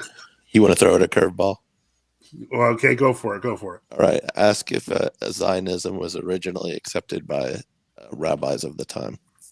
Was Zionism accepted by the time of its rabbi? founder? by rabbis at the time of its founding? I'll give you this short answer. No. Nope. Okay. So many. Orthodox rabbis did not accept it by and large. Yeah. I think you probably had some of the Reform that did accede to it. Well, Reform didn't start till the very end of the 19th century. Yes, because originally there was what we called there was just so-called Orthodox Judaism, which in the Enlightenment broke up, and you had one became Reform, and then the Reform movement broke up into what they call conservative. I mean, both they're nonsensical anyway. It was the Trafe buffet is what started it all. Yeah, the shellfish controversy. Yeah, it was Cleveland. Yep. A lot of bad things happened in Cleveland. Yes, something terrible about Cleveland, right? Yeah. I'm going to try to make it role play as an old calendarist and explain why the Moscow Patriarchate is heretical. Man, we can make an RPG game out of this. I want to see how much it knows. Do you remember the old cave diver games back in the late 80s, early 90s? You would type things in and I have vague. I was born in 1984, so I have vague memories of that stuff. Yeah. I was born in 79, so. Okay, so you're old.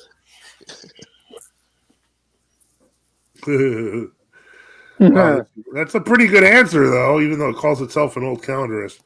Do old calendarists like to be called old calendarists? Oh no! Here we go. Now you're gonna have to hold its hand again. Maybe. Oh gosh, no! You don't like the term. It's a bad term. Yes, we prefer true Orthodox Christians. Okay, it wants to know if we, ask true Orthodox their pronouns, basically.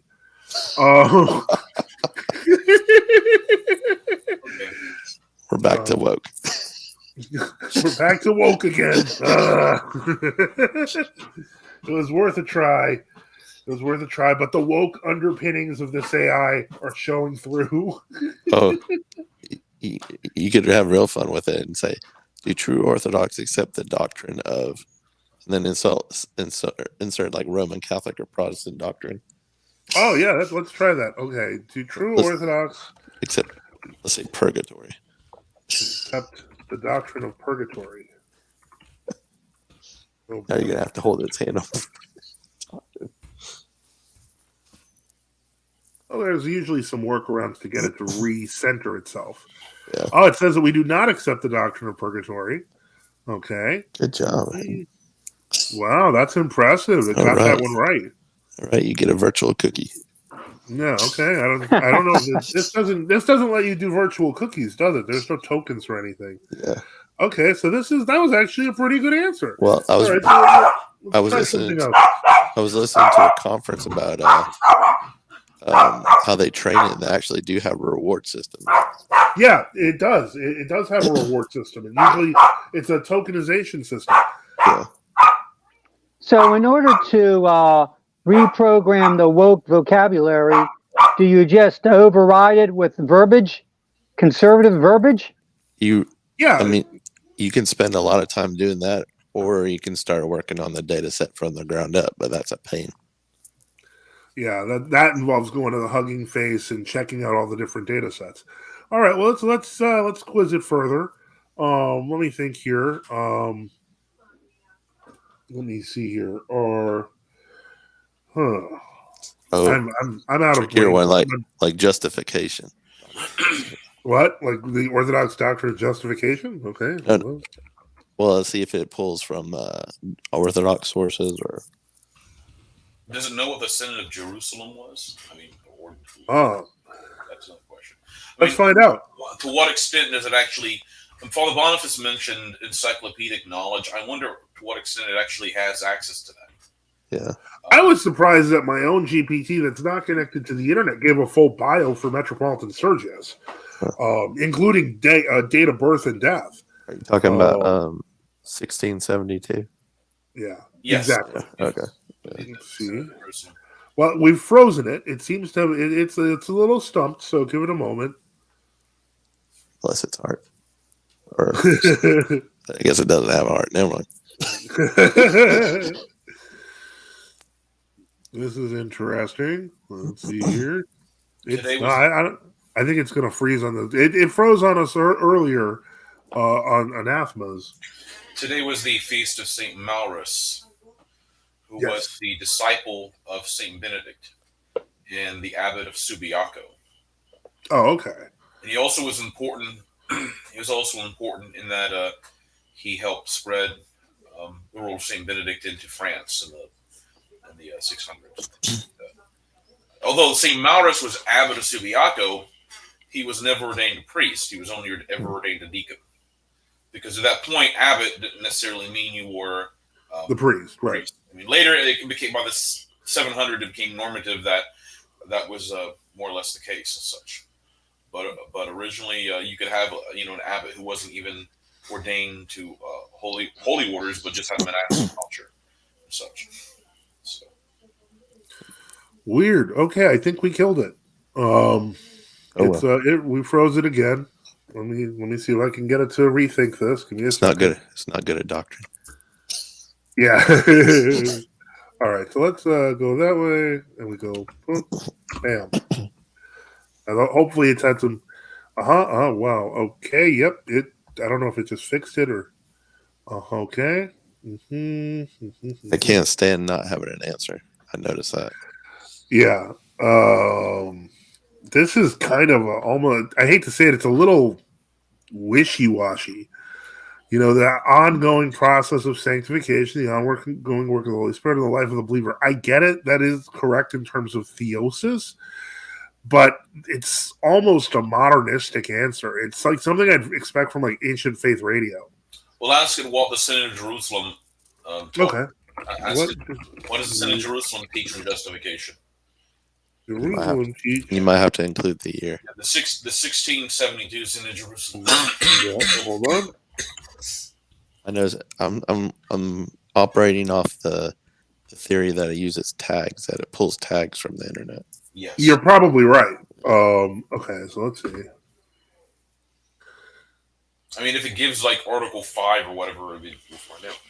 Because usually you put tags in metadata. Yeah.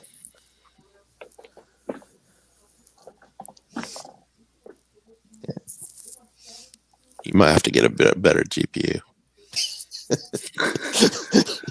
Well, no. This is Gab's GPU. So this is Gab's. Oh, so it's doing it through the. Okay. Yeah, this is online. This is Gab.ai. So you don't have like a local model. Okay. No, I do have a local model on my GPT for all. This isn't my local model. My local model sucks. I'm not even going to pretend. I have a lot of studying and research to do on that one. Yeah. But in any case, let me see. I'm just trying to get a hold of. I mean, I don't have my glasses on, so I can't really see what it says on the screen. I can read it, but that's fine. I can kind of read it if I lean over. But just one more. I just have one more question. So, ask it what the Synod of Jerusalem teaches concerning baptism. I mean, concerning the epiclesis. Okay, hold on. I'm just trying to figure out if it actually is accessing some sort of web page or something like that.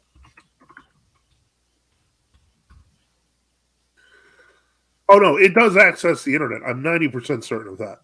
Yeah, because they wouldn't know what it would be like a general niche word like epiclesis. Yeah. How's it doing so far, Vladiga?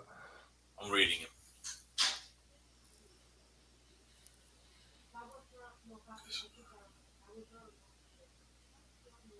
I mean, that seems fine. I from what I can see. So it actually can. I guess it can access the internet. So this is a plus over GPT already. But it does need some training. It does think kind of like, a woke hippie.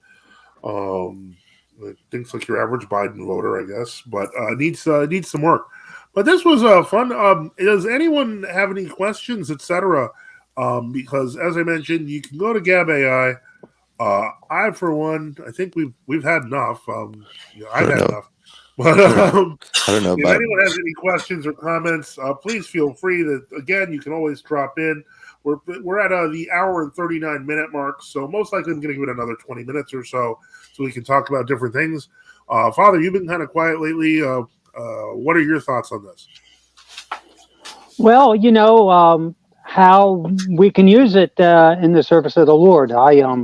It's just very interesting, and I think I already stated, if you could develop a certain block where someone could access it on your website, and then they could go to town on asking questions, or if you just had a ton of information, like I said, like an encyclopedia, all kinds of stuff on orthodoxy that they could dig into, ask any question, then that would be of tremendous benefit. Yeah, that would be great if we could get it to work the way we want. Yeah, sure. If there's like a true Orthodox wiki you could pull from or something. Well, if you could even develop your own, if you had your own library, and you had and could somehow download everything and then get it up, that would be fantastic. I mean, even liturgy, even the liturgy that we have. Just think of being able to people to be able to access that, where they could study it and grow from it, and to a certain extent, practice it at home during the week. Well, I'm gonna share over my Gab screen because John Andrew McDonald was testing while we were talking, and this is gonna surprise you guys a little bit. He said, "I just realized how much AI hallucinates when I asked Aria about Metropolitan John. It said confidently that he founded Holy Transfiguration Monastery and wrote numerous books, which it proceeded to name. One was Orthodoxy and the Religion of the Future." Well, that is quite inaccurate of an answer. I wasn't expecting that, but apparently maybe we're the main Orthodox talking to it. So, maybe it's just grabbing from our Father Seraphim conversation. I mean, we might be able to. It's trying to contextualize, not very well. Yeah, this is interesting. Yeah. Well, again, it doesn't. Maybe there are more powerful and complex AIs that exist than this. Yeah. I don't know what. Maybe like in the NSA or Google itself or somebody has some complex system, but these do not seem like impressive answers to me. A lot of especially if that hallucinating answer. Yeah, that was crazy. Thank you for that, John Andrew. Sava writes, "Man, Metropolitan John has really gotten around." Yeah, well, I mean, he has. Okay, true. Okay. All right, true. Even as the ancient monks in the monasteries were copying manuscripts, you have a similar situation now where people could be copying things and putting it on AI and getting that library up for access to the world. So it's almost like a monastic office or something, a new calling. I mean, we can get the AI to actually. You have to have a trusted Orthodox version of it. And it has to be such a version that if let's say we had a version that from the Orthodox doctrine, and that it would give Orthodox answers, it would have to be structured in such a way that no matter what you said to it, like someone who was attacking it couldn't get it to change its mind. If you know what I'm saying. Yeah, because that would be a worse interpolation than the ancient interpolation. Yes, because it seems like the Gab.ai, you could sort of try to lead it by the hand and convince it under certain circumstances. But obviously, you would not want a situation where there's a putatively Orthodox AI and someone argues with it enough that it ends up affirming heresy. That's true. What I'm thinking of is a locked-in body of knowledge where they access it, but they cannot change it. Yes. And I wonder, I'll put this idea, I don't know, you've got the true Orthodox churches throughout the world. If you get a committee up or something that could be in unison, put a bunch of bodies to work on something like this, you might be able to get, something up and running that would be substantial. That would be a more impressive sight than actually creating an AI. But. Yeah. Seeing true Orthodox work together to make an AI, it would be more amazing than the AI. What news did you cover at the beginning of the program again? Well, we covered Leonid of the Exarch from Africa and his current trial, the whole life comes at you fast sort of aspect of it. I was going to cover Filaret Denisenko apparently this week.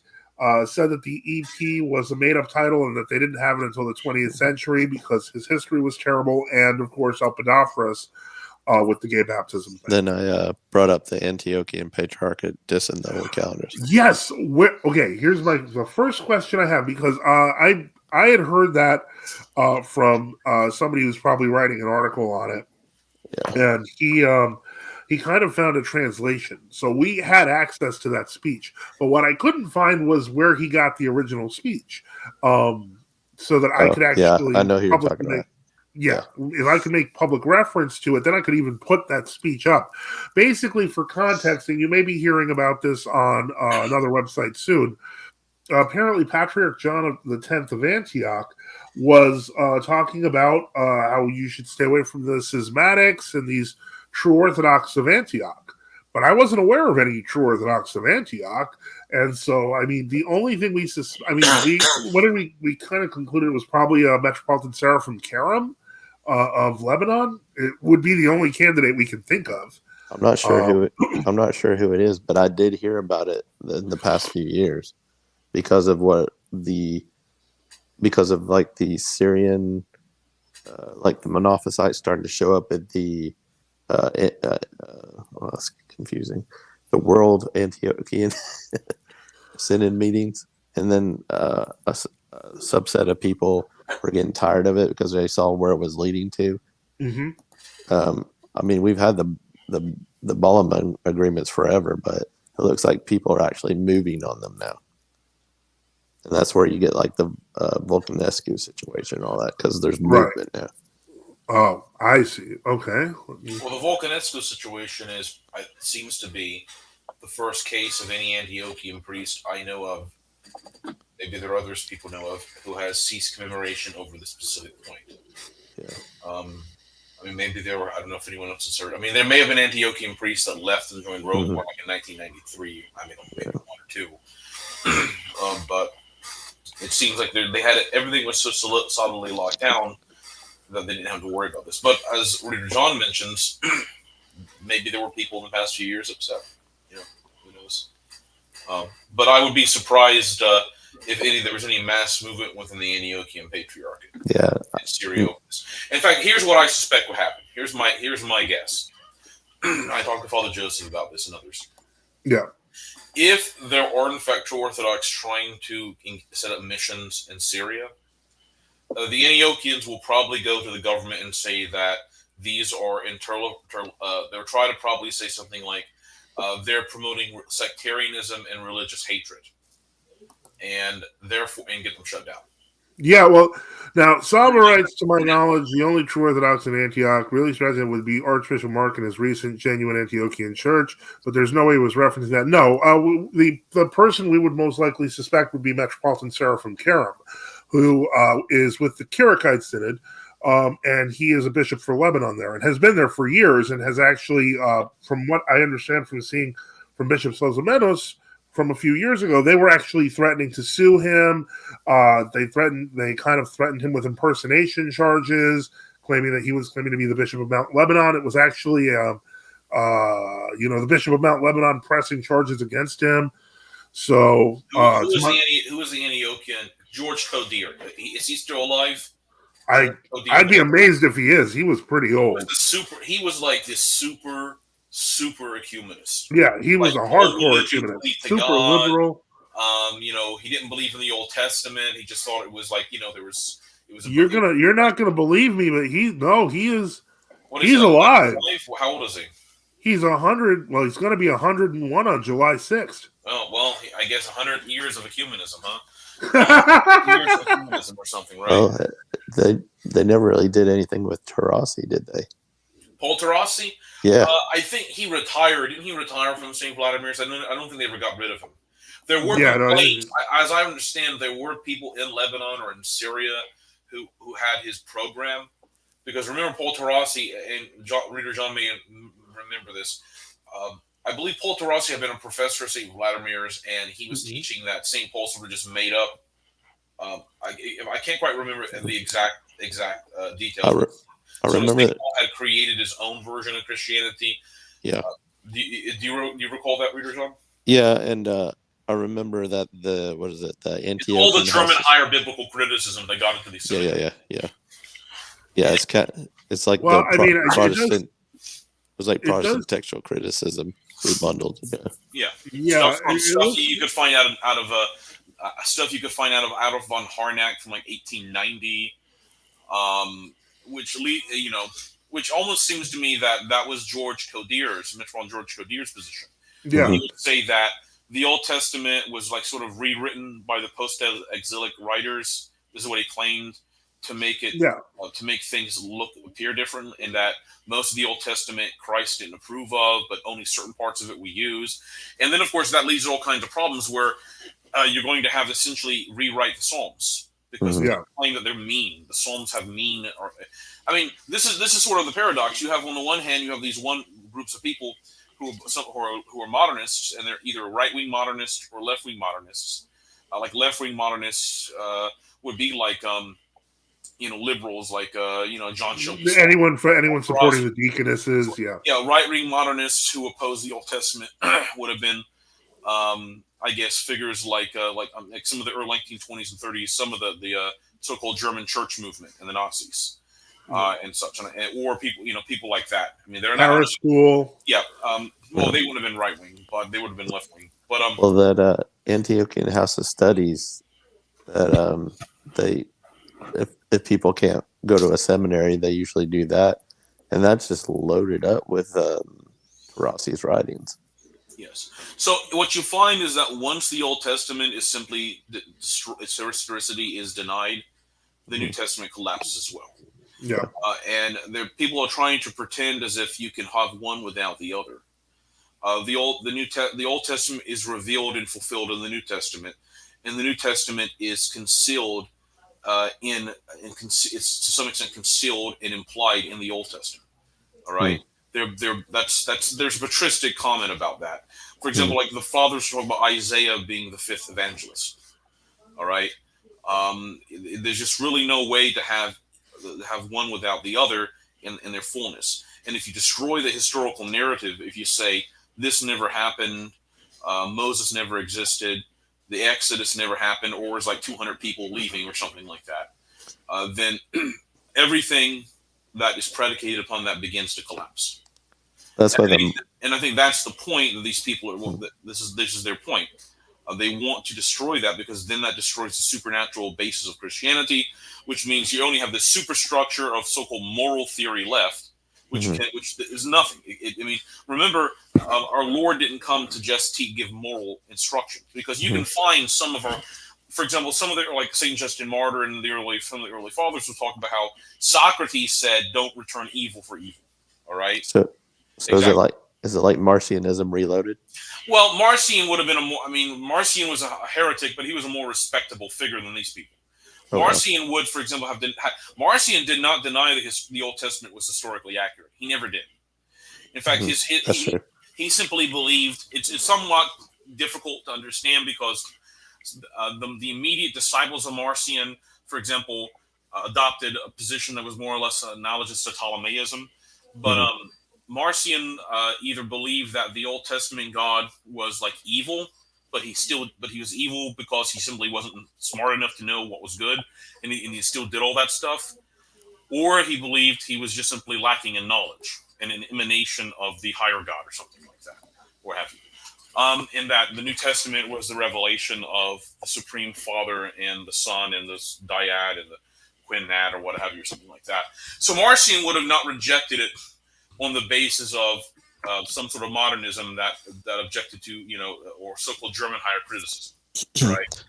That would not have been his basis for it. His basis would have been theological or putatively ethical or moral objections to the Old Testament, of course. Which, when you find that when people do that, they end up denuding their religion because it has no backbone.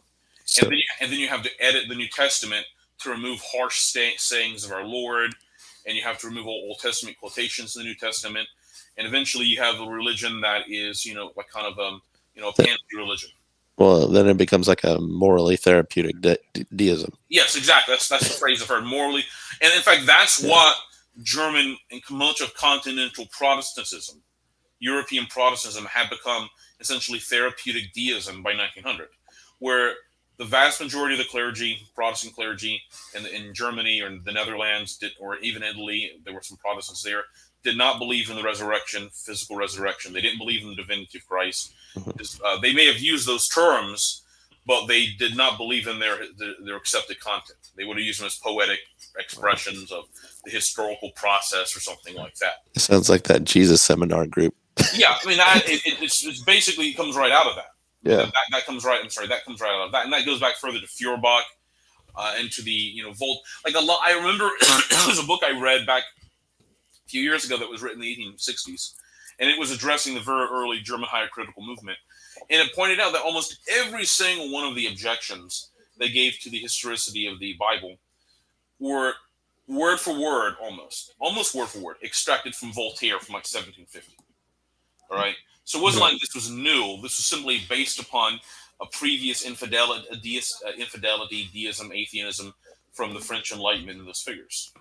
And even when you had sort of counter-Enlightenment figures in the 19th century, a lot of those individuals were even sort of right-wing figures who, question the Enlightenment, like maybe Spengler or Sombart, and a few others in the early 20th century.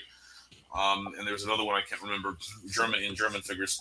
They themselves would still have rejected the Bible as historically accurate. They would have just seen it as important for his historical process or something like that. So didn't Voltaire on his deathbed complain about his feet burning though? Yeah, maybe I know there was a famous anecdote. Yeah, the anecdote, it was that he Voltaire kept on. Voltaire was on his deathbed. A priest, a French Roman Catholic priest, showed up and tried to get him to like repent and things because anyway, and he said, well, at least you need to renounce the devil. Let's start with you renouncing the devil before we go on. And Voltaire made this like quip. We said, I don't think now is the time to be making new enemies. And it was sort of meant to be sort of funny. I remember when I was 18, I was like, oh, this is kind of humorous, but it shows you how flippant the man was. He's dying. Yeah. I mean, yeah, we don't accept Roman Catholicism as the true church or what have you, but from Voltaire's perspective, this was a representative of this sort of institutional Christianity in some sense. Yeah. And he simply would not countenance. He was so distant from God in any way that he would not consider repentance even then. I mean, he was a hypocritical figure. Remember, Voltaire, for example, would pay for a chaplain to do mass in a chapel on his property, but it was done for purely political reasons. Mm-hmm. He wrote the encyclopedia, I believe, or something like that, under a different name, and he lied throughout that text. Blatant lies. At one point, he claimed and Voltaire was he thought he was smart, and what he would do is he'd say, "This is the teaching of the church," but others question the teaching of the church, and the church replies that this is simply the teaching of the church. Because his idea was to present a caricature of what Christian teaching was, then to give a so-called rationalist objection that was like 10 times longer, all right? And then to give the replies being, the church just says it doesn't accept that. So it looked like the church had it sort of looked like Christianity had no real reply to his made-up objections. Oh. So AI is like Voltaire. I mean, maybe. I'm sure, but maybe. Of course, Voltaire had the devil speaking behind him, just like the Marquis de Sade and other figures at that point. Mm-hmm. And I mean, Satan was already working in France for some time, and he was about to have his murder fest in a few years after Voltaire's death. So, but that's where all that comes from, obviously. So you never. That's sort of the unfortunate situation. I remember there was someone had a post on Gab.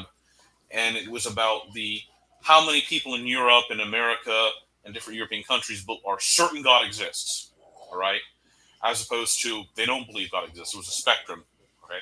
So the highest was absolutely certain God exists, and like in a lot of European countries and in most of America, it was like 10 or 20% of people would say they were absolutely certain God exists. Interestingly, if you look on the far right extreme of the map of Europe, you can barely see Georgia and Armenia, all right? And they had something like 95% of people in those countries were absolutely certain God exists, which is something, interesting phenomenon I've read about a few times the past 20 years, where you can go to these Caucasus countries like Georgia and Armenia, and 95, 98% of the population, there's no doubt in their mind. It's a complete factuality, and it is, that God is. It's no doubt. They have no doubt about that. And it's not like you're dealing with a population of people who are like uneducated, all right, or can't read or something like that. The various liberal, attacks, because many of these people have engineering degrees. I mean, they're not ignorant people. The average IQ there is like 98 or 100. I mean, it's not like it's inbred people or what. I mean, maybe but they're not stupid. Is my point. All right. So, but on the other hand, you go to these European in the United States and Canada, and you're largely dealing with populations that are either agnostic or they're weak. If they're theistic, they're very weak on their theism.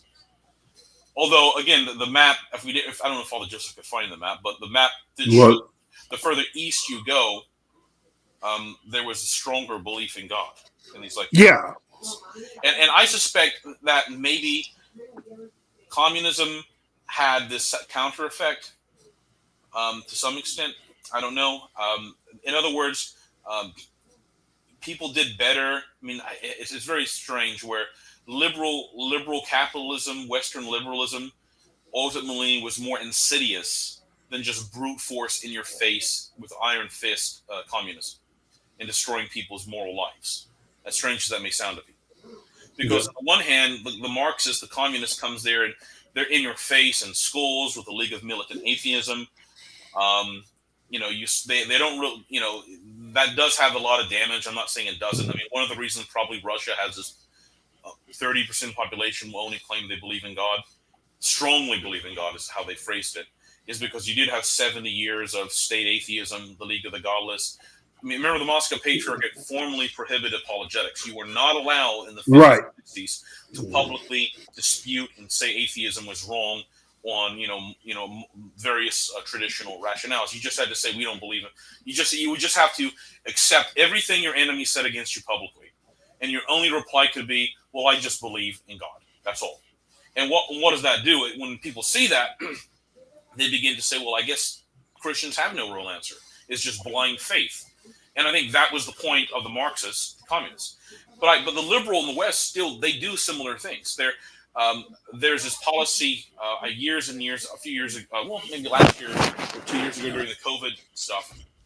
It was 2 years ago.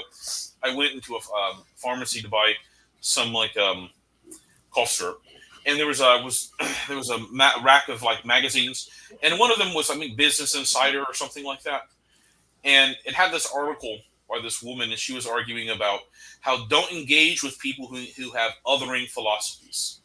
That is, they're trying to, they meant like people like us, so-called othering. So the liberal strategy was sort of don't ever reply to them, just ignore them and hope they go away.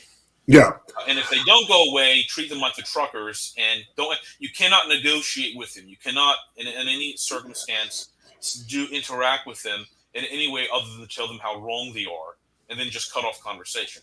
So and that's somewhat similar to the Marxist attitude, and how although the Marxists had a lot more brute violence they were willing to employ up front, than the liberal has immediately access to their capacity and such. So, but still, to me, it's surprising that Georgia, just to give an example, Georgia was so little affected. I mean, in terms, 100 years back in 1900, it probably would have been 99.9999% of people in Georgia believing in God, absolutely, certainly. And now it's 95 or 98%. So, communism put a 2 to 5% dent in that. But whereas in Russia, Ukraine, Belarus, these other countries, they were able to, put an 80% plus dent into that problem. The so-called problem, it's not really a problem, it's the reality of the situation, which is God exists. So I always wondered why that was the case, why Georgia and Armenia were able to fare better than. I don't know if you have any thoughts, Father Joseph, about that. Yeah, I think that a lot of it was, believe it or not, that was kind of an internal problem in Soviet Russia, is that despite the fact that the Soviet Union outwardly was this kind of confederation of these different lands and regions, internally there was a lot of negative discrimination, etc., against different ethnic groups, such as the Georgians in Russia. But yeah, so I can see how that would have happened, because even going there years and years after the fall of communism, you could still sense some of that hostility from the Russification programs of the Soviets out of Moscow. Now, I do want to point out there have been a couple of comments. There was one that said Gregory had a parish in Syria. I'm going to go out on a limb and say I'm pretty sure that was also Metropolitan Seraphim, as he joined a few different jurisdictions. Death to Compromise says, seeing Bishop Athenagoras of Gorch calling the new Hindu temple in New Jersey sacred was wild. Once again, if I haven't already recommended it, I will recommend Death to Compromise actually did take apart the hour-something ceremony or something and just got all the ecumenistic parts and put them together. It's still like 10 minutes long, so it's totally, if you're into that sort of gore, totally worth it. Is that the same bishop who met not too long before that with the Monophysites? Yes, it is. It is that one. Yeah, but, he didn't want to go to the Hindu temple, but okay. But he was totally down with going to the Monophysites. Yeah, okay. The hypocrisy is amazing. Yeah. Anyway, we've just broke past hour 2. We're actually at 2 hours and 6. I don't see any new questions. I would like to thank everyone for being here, for helping, for those who commented, those who participated in our experiments here, and we'll continue trying to push the envelope and see what we're going to do next. But again, I want to thank everyone who joined on to the stream. I want to thank you, Father Boniface. And if you want to reach out to Father Boniface, you know, it's stpaulhermitage.com. Thanking Bishop Enoch, he left. And so I was going to say, don't forget to go to his YouTube channel, Traditional Western Orthodoxy. Reader John, do you have a website or any place you'd like to reach out to people? Or if not, that's fine. No, thank God, no. Okay. And please. All right. In that case, Father? And please, on that fellow in Orlando or about the Hispanic, I hope that he gets in touch. Okay, yes. And I'm sure he will. I think he looked at the website, and so I'm sure he'll reach out. Everyone, thank you for listening. Thank you for being here. Thank you for your comments. Thank you for your prayers. Don't forget to, if you can, to support the channel. Don't forget to like and subscribe. Again, this is Father Joseph Sweden. May God bless you and give you a good evening. Benedicite. Benedicite.